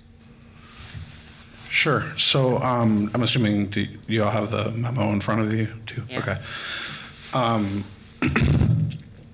So let's see. I don't want to just read the memo to you, especially if you all have it.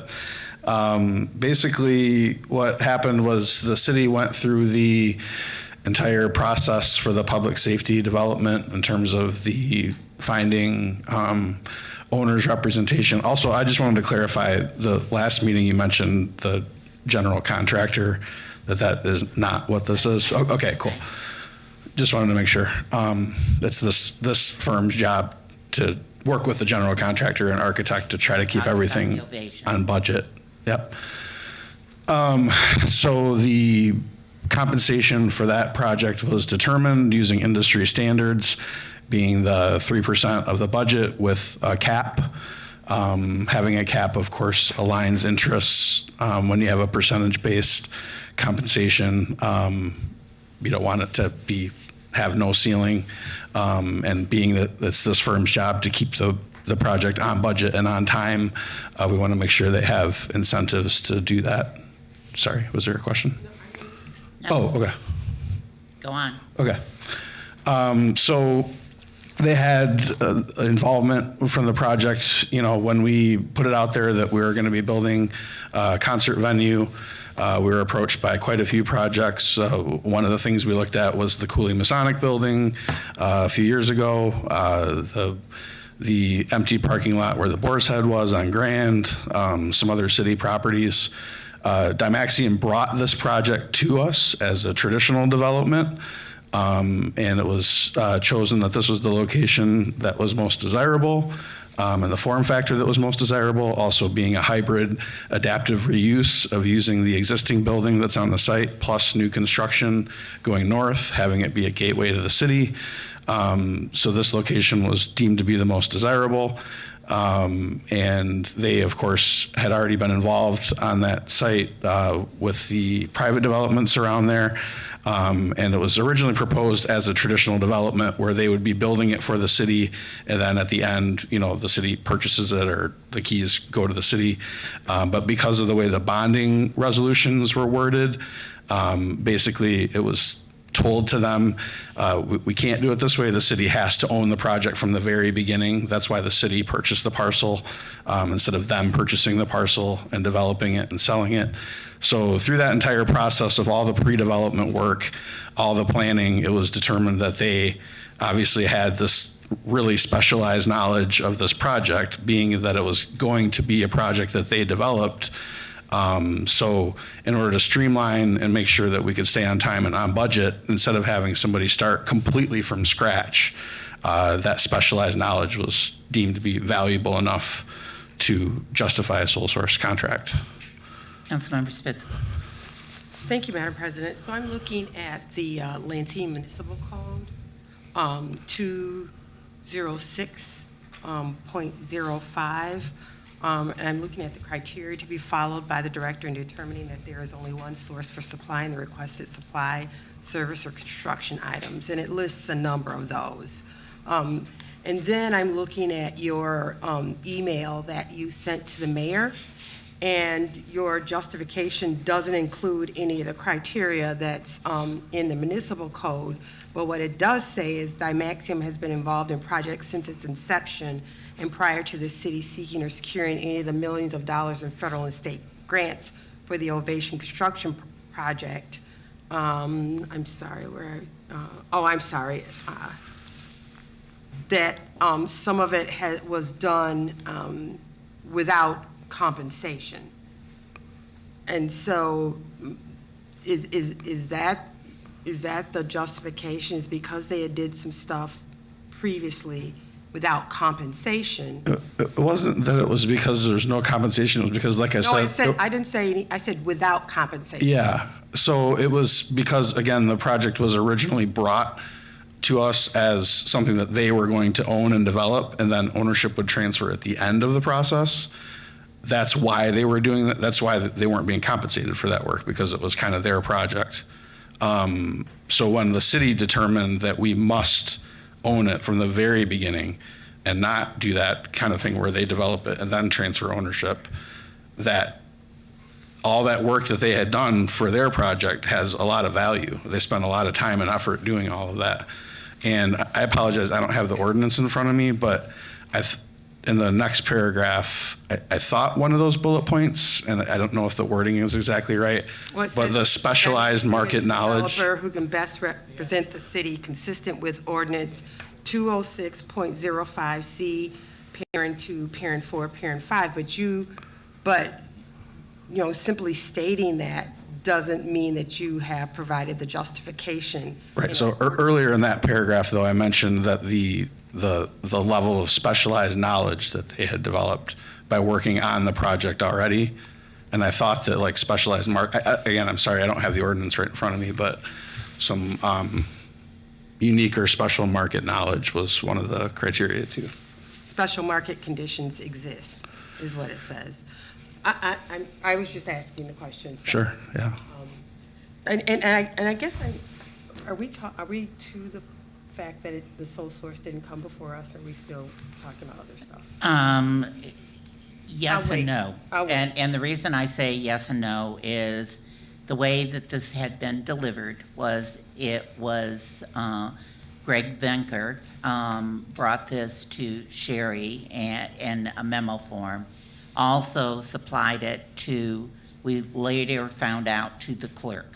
Unfortunately, when it was provided to the clerk, it ended up being put in a folder and did not go through the system the way it was supposed to have gone through the system and referred to council. On previous occasions, we asked the mayor about this during our leadership meetings to make sure that this came through the process, and it wasn't until last week when we finally ended up having it come through the process. So that's, after we've had this discussion, the clerk did reach out to me and inform me that in truth, they did have the memo, but again, normally the way this goes is it's would have come from the mayor and been referred and gone through Laserfish and all of the things that didn't happen. Councilmember Spatafor. Thank you. Dominic, can you remind me, so Dymaxium was the developer of the 500 South block of South Capitol? No, that was Urban Systems? no something Pack. It's Pat Smith's outfit. Okay. I can't remember the name, but they. The reason why they had knowledge of the parcel and especially the remediation work that had to be done was that they worked with them. They weren't the developers or owners of the parcel. They were like assisting with that development somehow. Okay. Who's developing this project? Well, the city is technically the developer. And so we are hiring, because the city is not a developer, that's why we have an owner's rep, and we have one for the public safety project too. So right, yeah. basically we're hiring them for their expertise of working with the architect, general contractor. And remind me who the architect and GC are? Well, we're putting it out to bid. We haven't done it yet, okay. All right, I just wanted to make sure, because Dymaxium has 2 LARA filings, and one of them's the folks that own the 500 block, so I wanted to make sure there was separation there. Okay, thanks. Councilmember Spitzley. Thank you, Madam President. So, re-educate me on the process. So, the city council still has to vote on the sole source contract? Normally what ends up happening for sole source is these are referred, they usually go through Ways and Means, but because of the gravity of this, it came to committee of a whole. Normally what happens is based on the explanation that's given to us by the department and the information that is provided, we determine whether it meets the sole source conditions or not. If it does, then what we do is we place it on file and it moves forward. What we had asked in 2017 and the changes to the ordinance at that time was because we had issues of departments coming to us after they had already entered into a sole source contract and many times had even spent the money ahead of time. So the revisions to this had it laid out exactly what would constitute a sole source, the use of a sole source classification.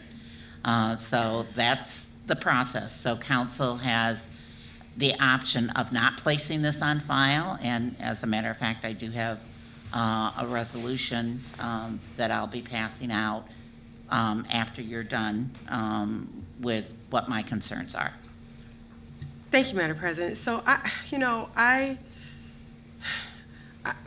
will not be voting for this to be placed on file because I don't think it meets the definition for a sole source contract. My concern is what happens after that. What happens if council doesn't place it on file? Does the contract go forward?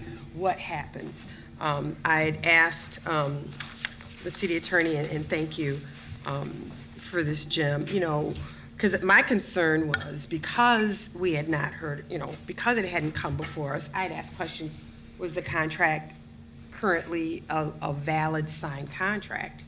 And, the response was, yes, it was. And so I'm trying to figure out, then it seems to us if it is a legally, currently valid signed contract, what's the point of it coming before council at this point? And so I'm just trying to figure out the process right now because I'm a little confused. The ordinance does say in there that if it's not deemed to be a sole source, that the contract is null and void. So what I'm recommending is the fact that the information that's been provided to us, we know that there are numerous developers around the city that could apply for this as well. I understand that this was originally brought to us with the idea that this company was going to be the developer, was going to develop the building and then sell it to the city. That's not what happened. Right.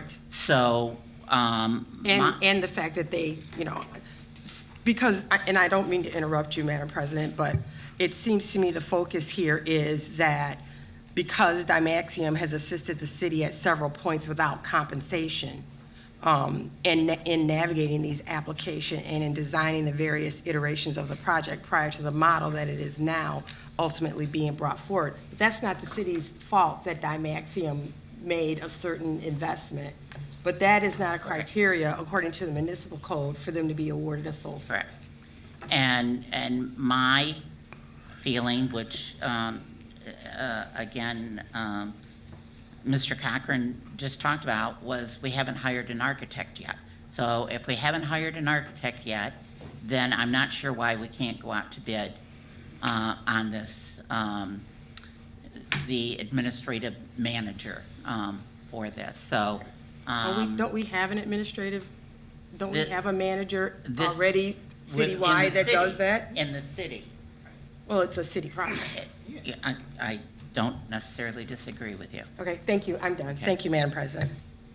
So I pass the gavel, and I have a, recommend the resolution that I passed out for you, which would be the fact that based on the ordinance that this does not meet the criteria of a sole source, and with that, City Council does not believe this agreement was made by the administration, and Dexium Development LLC as a sole source meets the ordinance.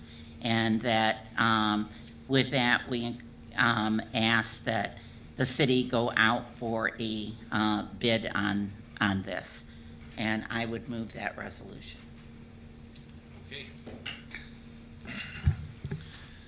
Everybody having this in front of them? You've got Councilmember Jackson. Oh, sorry, Councilman Jackson. Yes, thank you. I guess I would turn to our city attorney first and ask if you have an opinion on this, just because I don't really know enough. I have to admit I'm a little ignorant whether or not this is a sole source or not, so if you could have an opinion, it would help with. In fact, we wrote an opinion for Councilmember Spitzley on the procedure and all that. The sole source procurement section is found in the purchasing ordinance. And it lists the criteria for for submitting a sole source contract. And this ordinance, I recall being done by Ways and Means in the past because of what Councilmember Wood was explaining. So the memo that supports this sole source procurement must follow some of the criteria. And one or at least two of the criteria are addressed in it. Now, you may have a difference of opinion or difference of judgment, but the legal part of it was done correctly. Now, on the council doesn't have in that ordinance the ability to actually veto the contract. It's basically, I'm reading this resolution as an expression of your determination and your policy that it's not valid. That's the way I'm reading it. Now, the only other section in the ordinance, the code, that deals with this is the next one. It's called unauthorized purchases. If the ordinance isn't met, that is the sole source criteria are not found in the report, then the city can actually disavow the contract. Now, that's not a council issue, that's an administration issue. But that's the only place in the ordinance where that type of, where the sole source is addressed. So in other words, question is, was the criteria followed? Any of the criteria. It doesn't say you have to follow them all, but it has to be in the report. So it's just what President Wood is saying is that she believes that that criteria was not met. And that's the resolution that I believe she is putting forward to you. Councilmember Spitzley. Thank you, Madam President. I have several things. First of all, I did get a memo back from Mr. Venker. I was asking general questions about whether or not the contract was valid. So whether or not, that's a legal opinion, I guess, is debatable. The second thing is it specifically says in 206.05C, the criteria to be followed by the director in determining that there is only one source for supplying the requested supply, service, or construction item are. It doesn't say can be one of them. It says are. So that implies that you have to follow all of them in order to be determined, unless you do exercise discretion. But it says are. It doesn't say can't either one of them. So that gets back. Now, I agree, because we've had this discussion in previous administrations that the mayor, in his power, is the sole person to enter into contracts. I have a problem with that generally anyway. So I get that he's the only one that can break the contract. But I get back to, then, if it didn't come before council and it didn't come before the regular review, is it a valid contract? And if you're saying that it is, then why come before council in the first place? That's all I'm asking here at this point. Why, if you can circumvent the council process, why do we have the council process? Thank you. Okay. All right, Councilman Hussein? No, she just hit on, I'm sorry. She just hit on everything I was gonna discuss. So I guess I'm frustrated. My first question was simply going to be, based on what I heard then, this is really a statement of position and much ado about nothing. I mean, in practice, this does nothing. Correct? Yes, it's a statement of position. And just to answer Councilwoman Spitzley's, there's a word "or" after each one of these. So yeah, I'm not.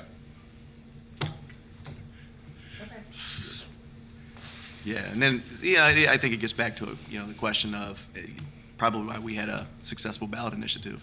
It goes back to ordinances and charter, and checks and balances and powers and the like. So interesting that we should be having this conversation now. Thank you. All right, okay. See no more further questions. We have the resolution in place. All those in favor, please state by saying aye. Aye. Yeah, clarify. Well, I just want to make sure. So there was we didn't do anything with one, and this got substituted or passed out. Councilwoman Woods. Pardon me? I'm just trying to figure out, are we voting on yours now? Yes. We didn't have to do a substitute or anything like that? No, we're not. I'm not asking it to be placed on file. Okay. All right, thank you. Thank you. Okay, with the resolution in place, all those in favor, please state by saying aye. Aye. All those opposed, same sign? Opposed. Okay, we got 6-2. Motion passed. All right, thank you. That takes us next to, let's see, budget policies, the warming and cooling centers. And I think I saw Ms. Coleman here. Okay, if you want to come on down, please.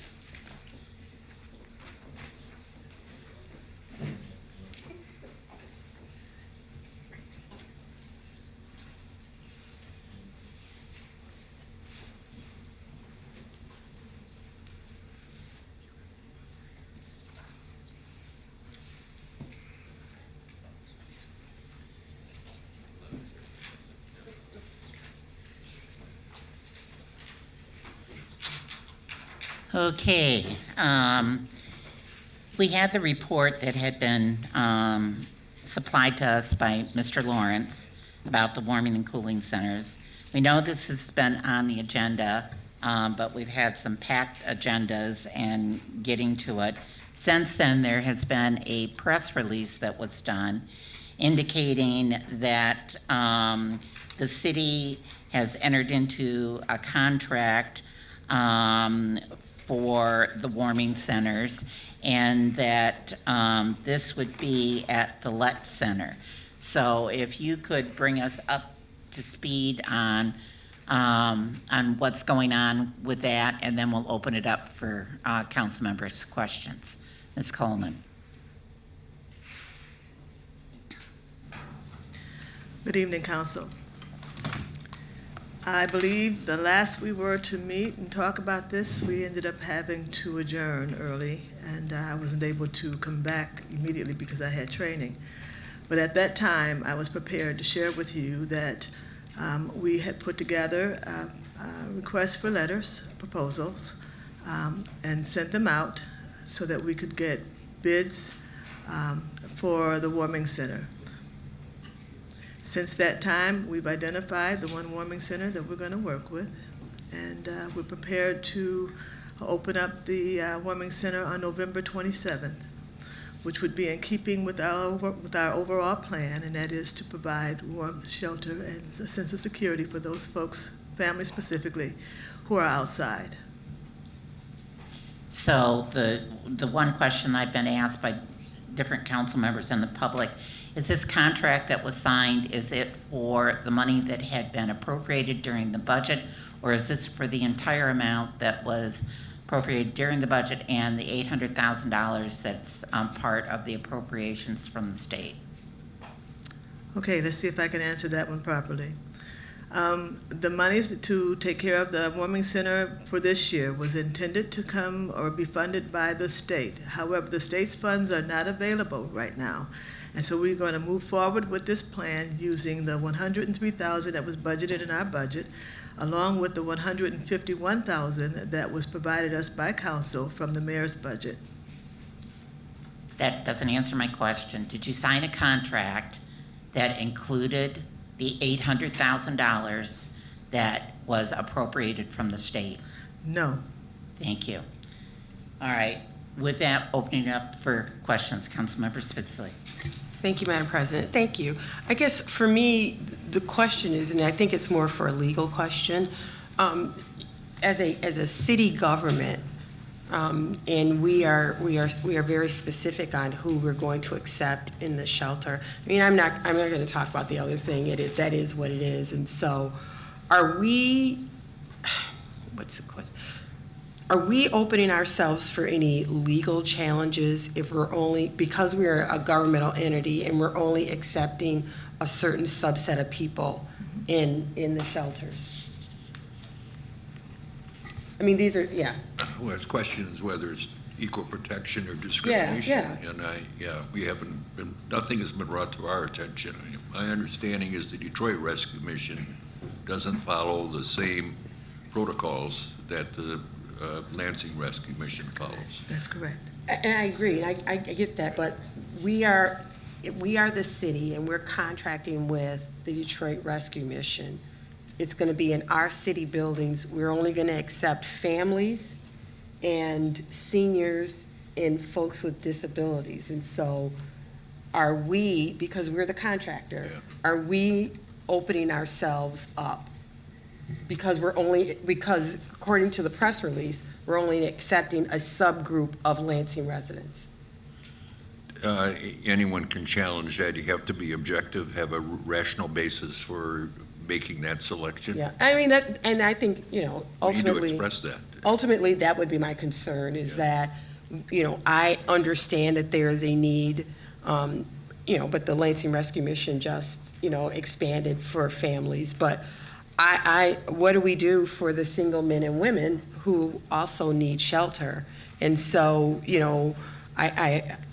I can envision in my mind and say, yes, we need to, provide for families and seniors and folks with disabilities, but the city of Lansing, our residents are more than just that subgroup. We have single folks who are hard on their luck, and I am concerned that we have decided that it would just be a certain subset that would be accepted into the warming shelter. And so this is, I'm on record for this. So I am also concerned that it is something that's going to be open continuously like that. I think that the intent that I believe when council spoke, most of the people on council, and we talked about, we had our ad hoc on homeless, was to look at a subgroup of extremely hot and extremely cold days and provide shelter for anyone and everyone in regionally designated places because we need to go to the people where we are. And so while I am very happy that there is movement, I'm also kind of disappointed that we have taken this centralized type of mindset for shelter. I'm also disappointed that it's another faith-based ministry. We have the Lansing Rescue Mission. I don't know if the Detroit Rescue Mission proselytizes or not, but it's another faith-based ministry. And again, we've heard that there are some people who are uncomfortable with going to that type of situation. And so we did not hear our residents when they asked to have a place to go that wasn't another place to go or have options that wasn't faith-based. Thank you, Madam President. I have the city attorney, then I have Councilmember Jackson, Vice President Garza, and Councilmember Hussein. Councilwoman Spitzley is absolutely correct. When things get challenged, city programs, usually you find equal protection. And so if you have an arbitrary decision that affects a certain group of people, that will be the subject of challenge. However, if you're able to rationalize that there's these particular groups have a special need or whatever, that's how you counter that. But you're Thank you. I have Councilmember Jackson, then Vice President Garza. Thank you. I also appreciate movement on this because we've been asking for it. Constituents, people, council members, community leaders for multiple years. So it is good that there's a plan in place. I am a little bit concerned that it took Detroit to figure out how to do one warming center at Lansing Letts on the west side for however much money the contract is. And I feel like that was one, it should have been an idea from the start, however we could do that. And as far as the discrimination, yeah, I'm concerned because if we give any public funds, government funds, city is government public, and to an organization that discriminates against a protected class, then they would have to satisfy more than just a rationale. It would have to pass strict scrutiny for as far as a reason why a protected class, whether it's sexual orientation in Michigan or others, for the discrimination. So we should definitely vet whoever is in charge and make sure that they don't have any type of discrimination policies, practices, and so that we aren't open to liability.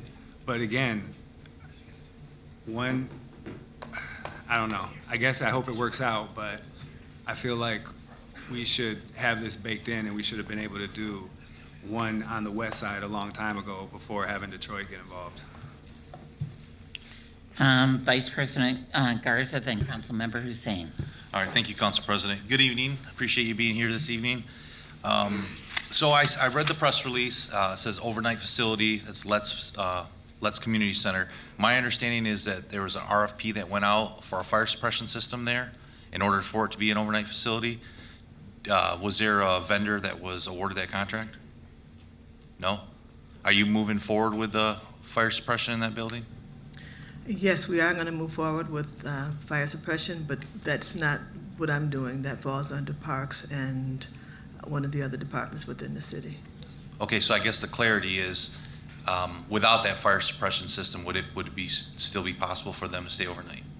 Yes, it's considered a warming center and not a shelter, so they'll be able to be there overnight. We just wouldn't be able to have cots there. Not for the adults, but we are able to put mats and blankets for the children. Okay, so seeing how people can still stay overnight with or without a cot, do you know if the city, if the Parks Department is moving forward with putting a fire suppression system in? As far as I know, Brett and I have spoken almost weekly with regard to this, so they're moving, they're trying to put those pieces in place, yes. Okay, all right, thank you. And last question, for that system to be put in place, the fire suppression system, would that come out of the $800,000 or would that come out of like the Parks budget? I wouldn't be able to speak to that Mark, financially. do you know Not off the top of my head, no, we can find out. Could I get an answer on that, please? Thank you. Okay, I have Councilmember Hussein. Yeah, just a couple of quick points of clarification. Jim, you said, I thought I heard you say earlier that your office wasn't engaged, essentially, and then it seemed like you were ad-libbing up here a little bit. So are you saying that particularly with the particular entity that we're looking to enter into a contract with, et cetera, these potential issues of discrimination, any potential litigation for the city, your office was never engaged on any of that?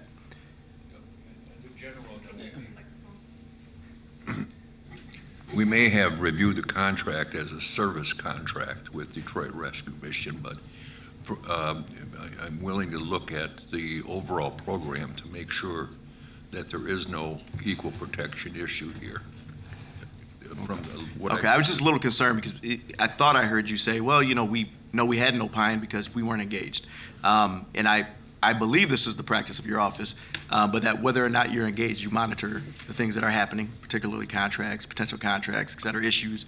And if somebody is, dabbling their toes into troubled legal waters, I would assume you all spring to action. That's the first piece. Second piece, how many responses with regards to this, how many responsive bids did we have?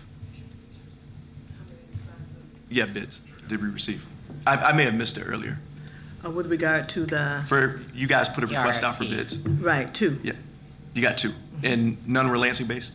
One was Lansing based, and they really didn't, they wanted more money to do it. They wanted more money to do it. Okay, I struggle with the fact that we don't have anybody in Lansing that can pull this off, utilize these resources. There's a number of issues, obviously, myriad of issues with that. And I think sometimes, when we look at, as an example, an RFP, it is okay to say, okay, let's go back to the drawing board. Let's figure out why. I understand where we're at in terms of the season. But let's reach out to some of these entities that we thought might respond. Let's figure out what the issues were. If maybe there are issues on our end, can we tailor this? Can we give constructive feedback? Can we, to try to develop a relationship and a potential bid? It doesn't seem like we ever recasted that, and I think we should be at times. And that, just real quick, with regards to something that Councilwoman Spitzley said earlier, she said, council said that, we were concerned about the centralized location. We were concerned about this idea that this was going to be continuous as opposed to making sure that we were honing in on the cold red and cold blue days, et cetera. And I just wanted to reinforce that council said because the citizens said. And so it was so incredibly important. And I thought Ms. Lynn did a nice job articulating herself tonight and representing really the vast majority of folks that I've heard from.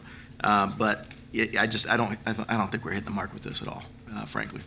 Thank you. Thank you. I have Councilmember Spitzley and Councilmember Spatafor. Thank you, Madam President. Do you know if they proselytize the Detroit mission?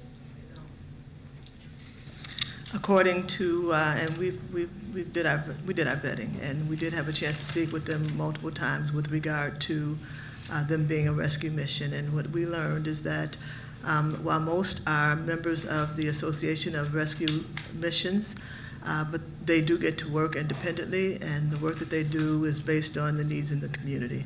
So no, they're not going to be doing that. There are no restrictions with regard to gender. The transgender, they make exceptions for. They will not be pushing for any of the Christian-based kinds of things. Okay, and I appreciate that because it does say it's a faith-based nonprofit organization. Yeah.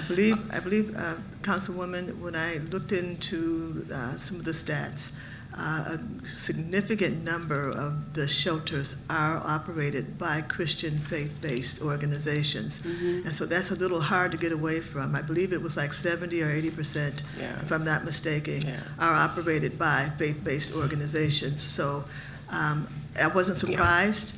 I just didn't want to have a conflict of one's Christianity in a shelter setting. And I get that. As a woman of faith, I know, that is, there are a number of entities.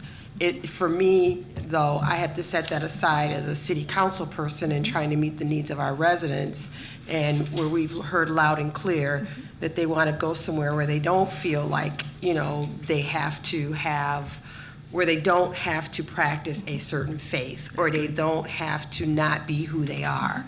And so when we when we have the opportunity to pick someone to do this, and I know it was probably difficult, because I would agree with you, 70-80% are probably faith-based.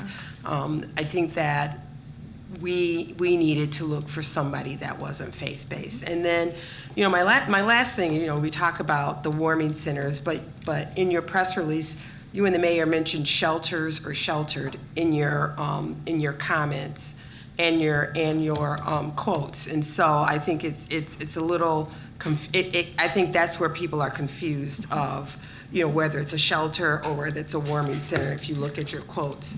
I'm extremely concerned about the fire suppression thing, and I get that people aren't going to have cots, but I think it's disingenuous to think that no one's going to be sleeping there. And so, having a shelter that doesn't have adequate fire suppression is, again, opening us to liability. I don't care if the kids have cots, the parents are going to be sleeping and the kids are going to be sleeping, and that's a problem for me. And I think it should be a problem for the city as well. Thank you. I have Councilmember Spatafor and then Councilmember Cost.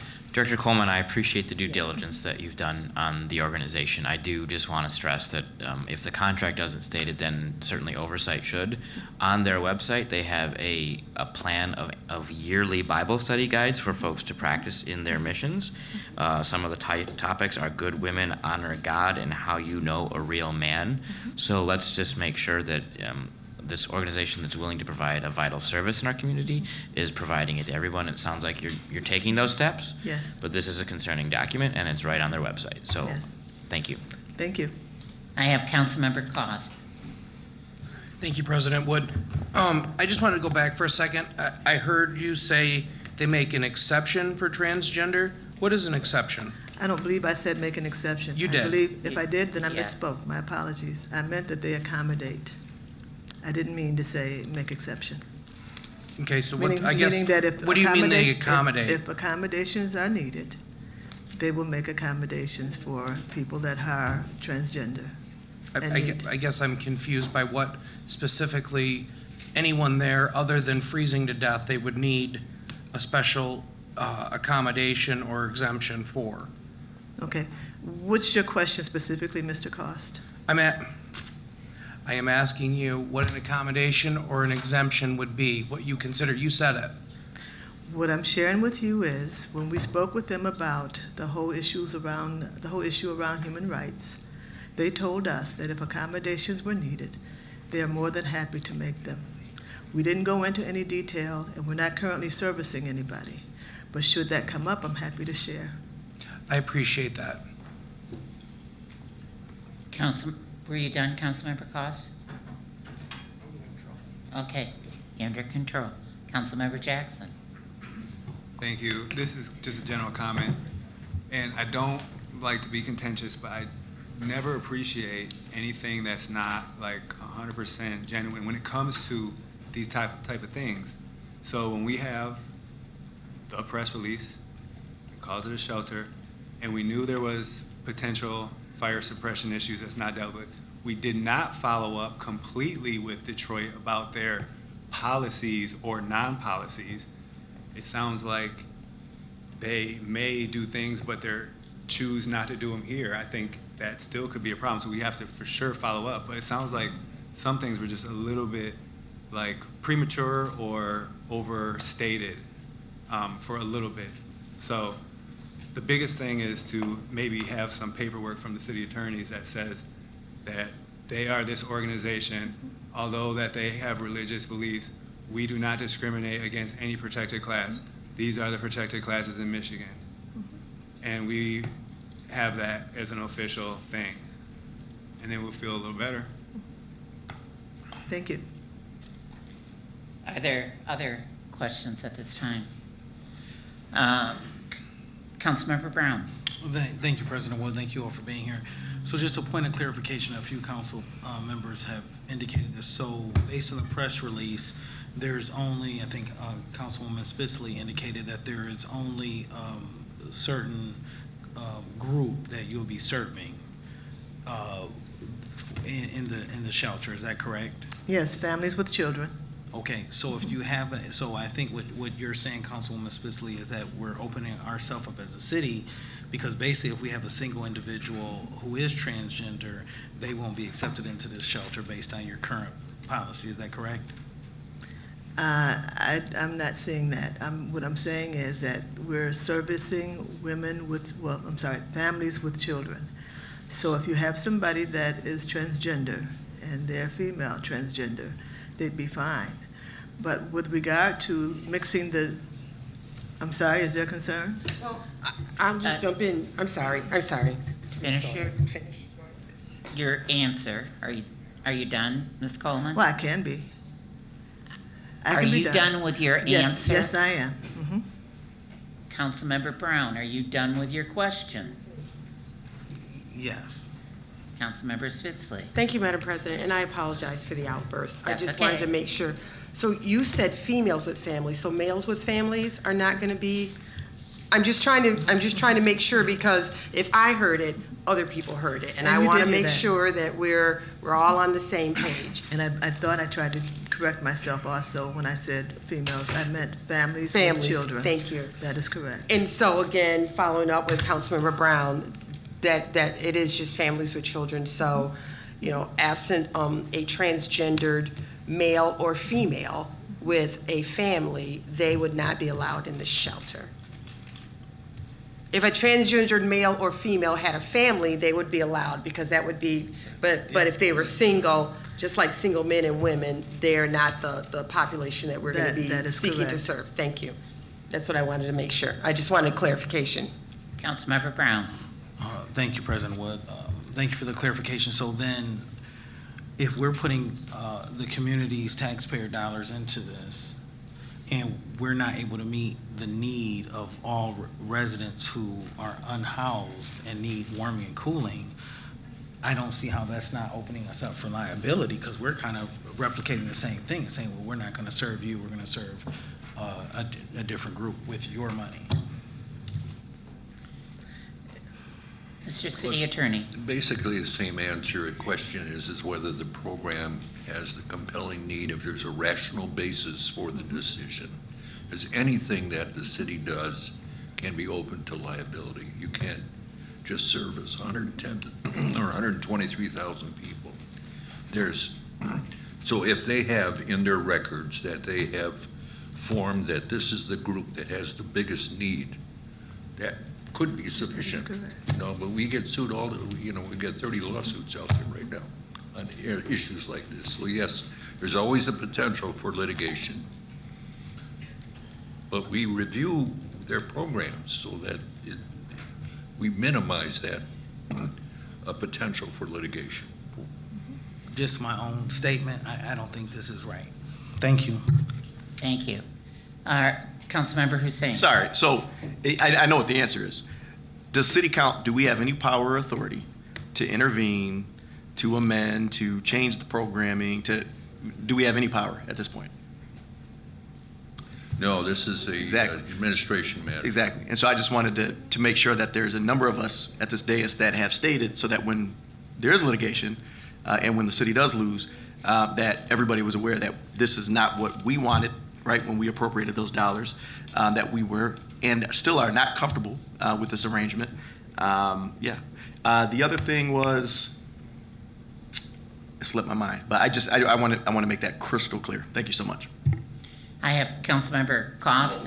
I'm sorry. Okay. Can you define real quickly family with children? Family with children can be any gender, it can be any combination, whether it's married or unmarried, but they have children and they need shelter. So it can be a man with a child. Okay.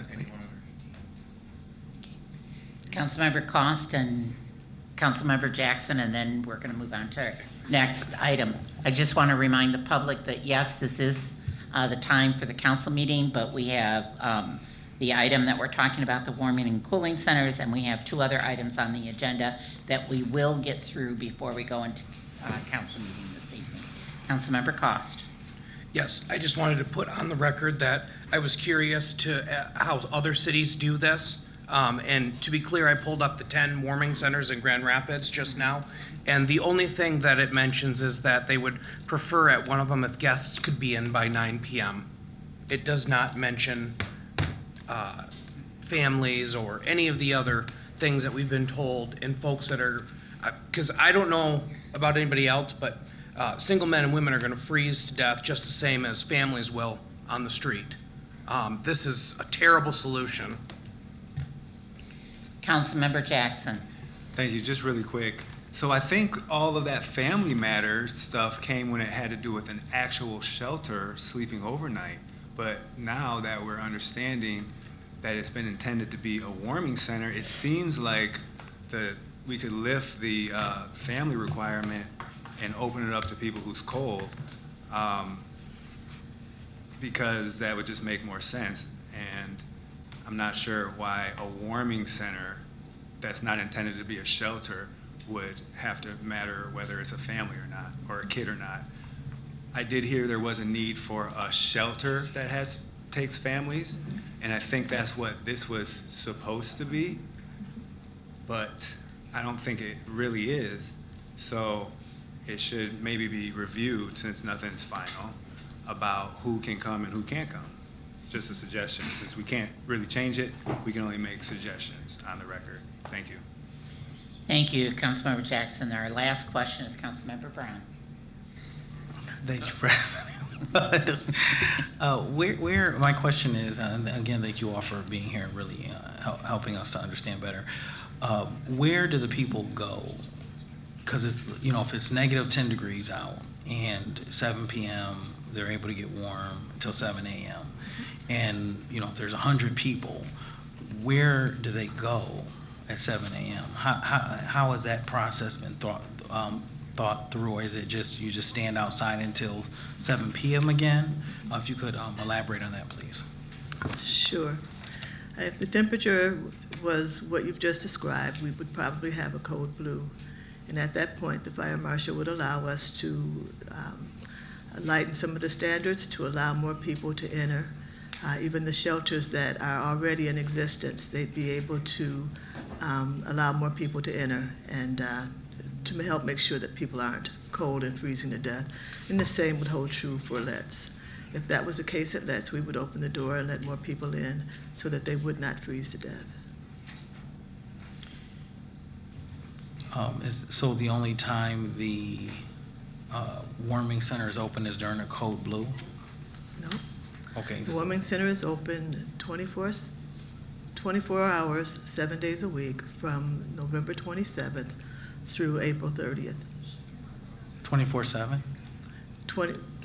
I'm sorry.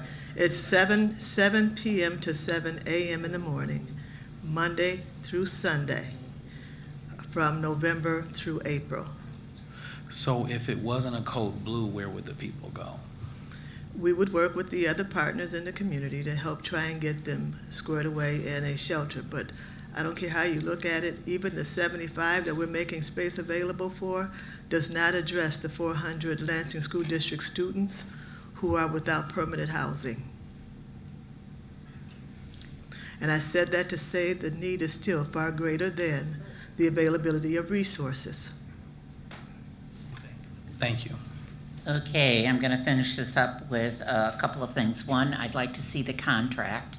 So whether that's through the city attorney's office or whether you have a copy of it, I want to make sure that council receives that. Second, I just am curious, having lived near the Lutz Center for a number of years and knowing the activities, many of the things that go on there go on past 7 o'clock at night. They usually go on to 8:30, 9 o'clock. So are we saying, because I'm assuming the area space that we're talking about is the gymnasium that they're going to be utilizing, because that's the largest room that has capacity. So are those activities going to be diminished that are going on at the Lutz Center? No. The families will be able to access the Lutz Center at 7 o'clock, but they'll be using the other rooms that are available until the activities have been completed in the gymnasium at 9. Okay. All right, thank you. Okay, thank you for coming down, and we're moving on to our next item, which is the amendment to Chapter 240, clarifying the role of the Human Resources and Community Service Advisory Board. If you look at this, we had an amendment that was made on page 2, on page 2, on line 7, that says that the HRCS Advisory Board shall make recommendations in connection with the evaluation and awarding grants. Again, this section just deals with the grants. There was an amendment made on line 25 or 21 on page 4 that made the same statement. Instead of may, it says shall make recommendations. Again, this is just for the 1.35. What it stipulates is that the advisory board has a function with this. They shall make recommendations. It shall come to council. And if what we're looking for, and I'll get a motion first, and then we can take any other comments. Councilmember, or Vice President Garza, would you move this? Okay, you want me to move them separately or? Just separately, yes. Okay, I make a motion to move discussion ordinance chapter 240. All right, we have that before us. Are there any questions on this part of the ordinance? Councilmember Jackson. Okay, I'm just trying to remember the old, so shall make recommendations? Yes, it did say may was what the recommendation was, and we wanted to make sure that it said shall come to council.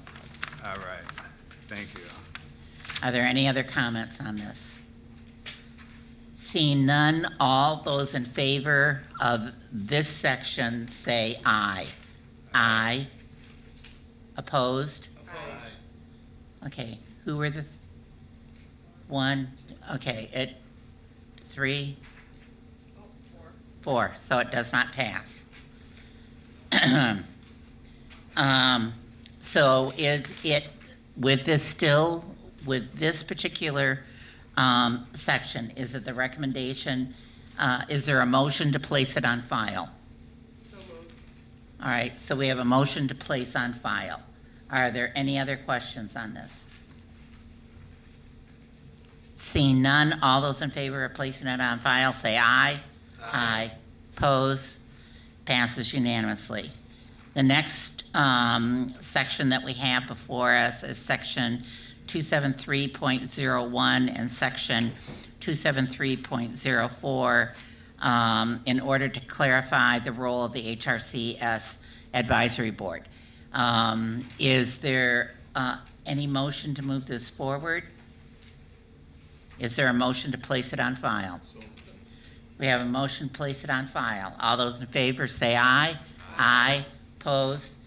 It passes unanimously. Those items are placed on file. So our last item this evening is we asked the city attorney's office to give us an update on the charter revision commission, and we did receive a draft document from him that should be in front of you, and we'll turn to the city attorney. Mr. City Attorney. Thank you, Madam Chair. This is a one-pager that has been prepared in connection with the recent charter revision vote, and it has a general outline as what the next steps are. This was prepared with the city clerk's office at noontime, finished up at noontime today. Now, I could go through it and read it all. I think this is going to be available. I think this is for the public, so if you, along with educating council, so if you want to go through it. All right. So, first of all, there are and this will be available probably at the city clerk's office and maybe council office too. Yes. Oh, copies in the back. So, three main points. The charter revision question, that in the Lansing City Charter, there was a provision that there should go on the ballot the question of whether there should be a revision. And if the voters vote yes, which they did, you go on to the second point in that outline. So the Charter Commission will be elected, consisting of 9 electors of the city. And the candidates must have a residence of at least 3 years in the city of Lansing, at least 1 year immediately preceding the term of the office. And that date has been selected as May 21, 2024. No city officer or employee is eligible to serve on the Charter Commission. Now, that means advisory boards, because Lansing City Charter provides that the definition of officer includes advisory boards. It also includes members of the Board of Water and Light. So you have to read the state law together with the city charter. And also, the city clerk shall assist. I have a question from council member. Yeah, just real quick before we move on. So are you saying that to be eligible to run, they would have to vacate those seats, or if elected, they would have to vacate those seats? Okay. Yeah, it's not on running, it's being seated. Perfect. Okay. So the clerk, under the ordinance, or under the charter, shall assist the members of the public by providing information for requirements for candidacy and in the preparation of petitions. And I see the clerk is coming up here too, if he wants to add something. Mr. Clerk, if you'd come to the table, please. I didn't see you back there, Chris. I was hiding. And so per the city clerk and consistent with state election law, the election of charter revision commissioners will be May 7, 2024. The filing deadline for candidates is 4 p.m. on January 23, 2024. Chris, maybe you want to explain those dates, how they were derived at. Sure. So the under the Michigan election law, there are only 3 dates in which an election can be held. The first Tuesday after the first Monday in May, August, and November. And the exception for that is the presidential election year, and the date of the presidential primary is another available date. However, the legislature, as you may have followed, the date has been in question because the legislature did not give immediate effect to the bill changing the date. Tomorrow they are expected to adjourn without day, which means that the election date will be February 27th after they adjourn. The election law provides that the filing deadline is 4 p.m. the 15th Tuesday before Election Day, so that means tomorrow at 4 o'clock. It just seems like an impossible deadline for us to have candidates file. And with the law kind of not really in effect, but going to be in effect in the future, it seems like that's an impossibility. So the next possible date under the Michigan election law is the May 7th election. Okay. Councilmember Spitzley. Thank you, Madam President. So the process to file then, is it the same as you file for city council? You have to pay do you have to collect the signatures and pay the fee, all of that stuff? And then is this a compensated elected position? We have determined that yes, it will be the same process as filing for an at-large or citywide position. So it would be a filing fee or petitions between 400 and 600 signatures. So the candidate has either option. The pay is set by City Council. The wording of the Home Rule Cities Act seems to specify that that is a per diem because it talks about payments per day, and it does limit to, I believe the number is 90 per diems for the entire term is the limit of what they can get, and only one per day. And are they subject to campaign finance law? Yes, they would be. Okay, continuing on, so then the charter commissioners draft a charter, and then that revision has to go to the governor for approval. And then if it is approved by the governor, it's submitted to the electors. If it's rejected by the electors, then the charter commission must immediately reconvene and determine further action. If they decide to take no further action, it terminates, the charter commission terminates. Or it may choose to provide a revision or amendments to what they've submitted, and then the revised charter then can be resubmitted to the state for the approval. 3 times they can do that. The proposed revised charter as submitted or resubmitted with amendments shall be submitted no more than 3 times to the qualified electors.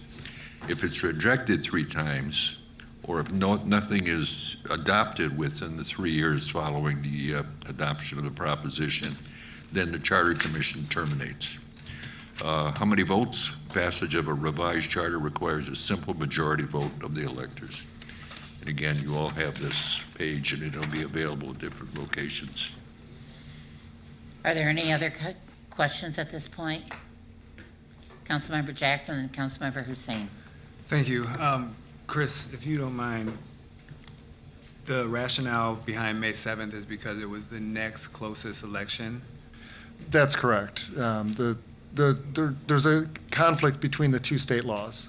The Home Rule Cities Act says 60 days, which is an impossibility under the Michigan election law, and yet the Home Rule Cities Act also says that elections held under the Home Rule Cities Act have to follow the Michigan election law. So in trying to tie those together, it seemed that we should be using the next available date that is possible to hold an election. Okay, so the next available date, is that what you think you have to do? Because the next available date, May 7th, is going to be a very low turnout election, and you know that as being the clerk. Like, I don't even know how low it's going to go, but it's going to go low. So if we waited 3 more months until, isn't there August stuff going on?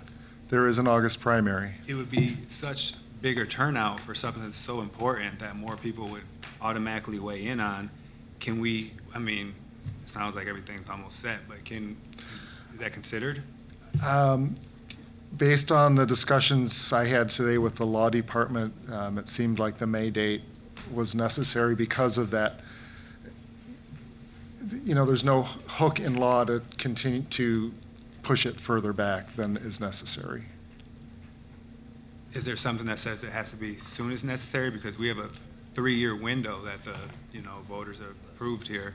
So I guess I just wonder, coming from the law department, I guess that goes to Jim. Is there something that says it has to be the nearest election possible or not? I actually personally didn't participate in the discussion. Was that the discussion you had with staff? That was the discussion that because the Home Rule Cities Act calls for a very quick election, it seems like the intent of that legislation is to have it as quick as possible. And under the election law, May 7th is as quickly as possible. I mean, I would love to not have a May election. I would love for the city not to have the expense of the May election, but based on the discussions with the law department, that was what we came up with. Was a state, it's an interpretation of the state election law with the Home Rule Cities Act. Right. Is that the debate that you went through? Correct, yes.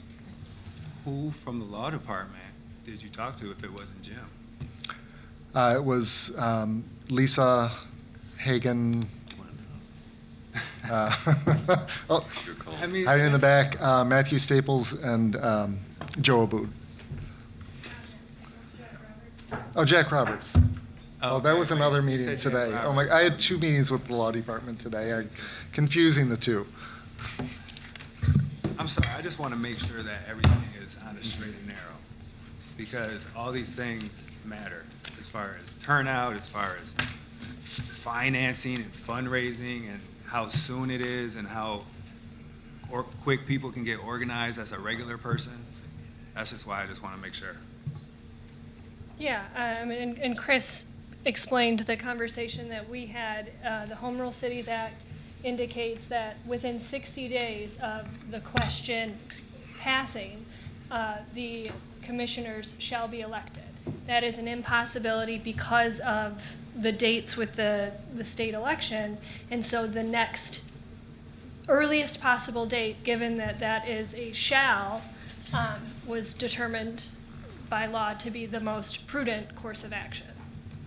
Thank you. When you said it, it just sounded way more clear. No offense, Chris. That's why I'm not an attorney. No. And I don't play one on And TV. it's the second time hearing it, so I appreciate that answer. Thank you.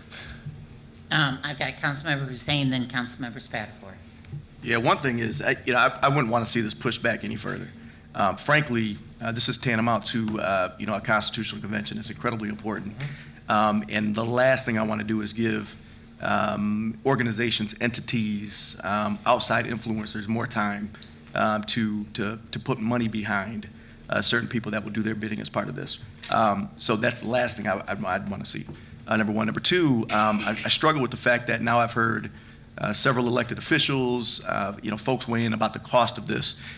This is incredibly important. The voters have weighed in. Frankly, we didn't bat an eye, general fund dollars or not, when we put hundreds of thousands of dollars of lights up on a parking ramp. And the fact that, we're struggling with the potential of $400,000 to $500,000 to have, again, what is a constitutional convention to deeply engage the citizens of this city and to determine whether or not what is the most important document, obviously, in the city, whether or not it's appropriate and whether it lays out the framework for a government that is actually operating in the best interest of the citizens of the city. I struggle with that. So I would prefer not to hear concerns about costs again, but of course, that's your liberty, that's your freedom. Beyond that, I wonder too if we did not go into this assuming that it would be defeated. I do believe that there were other paths we could have taken, and I could be wrong. But I think there were other paths that we could have taken so that we didn't look at, as an example, additional elections. I do believe that some municipalities, as an example, when they pose these questions to their electorate, that they actually, because again, whether it's 12 or 14 or whatever their charters call for, they actually put, or I shouldn't say put, but the individuals that are interested actually are on the ballot with that potential question, and so that you're doing some of these things simultaneously.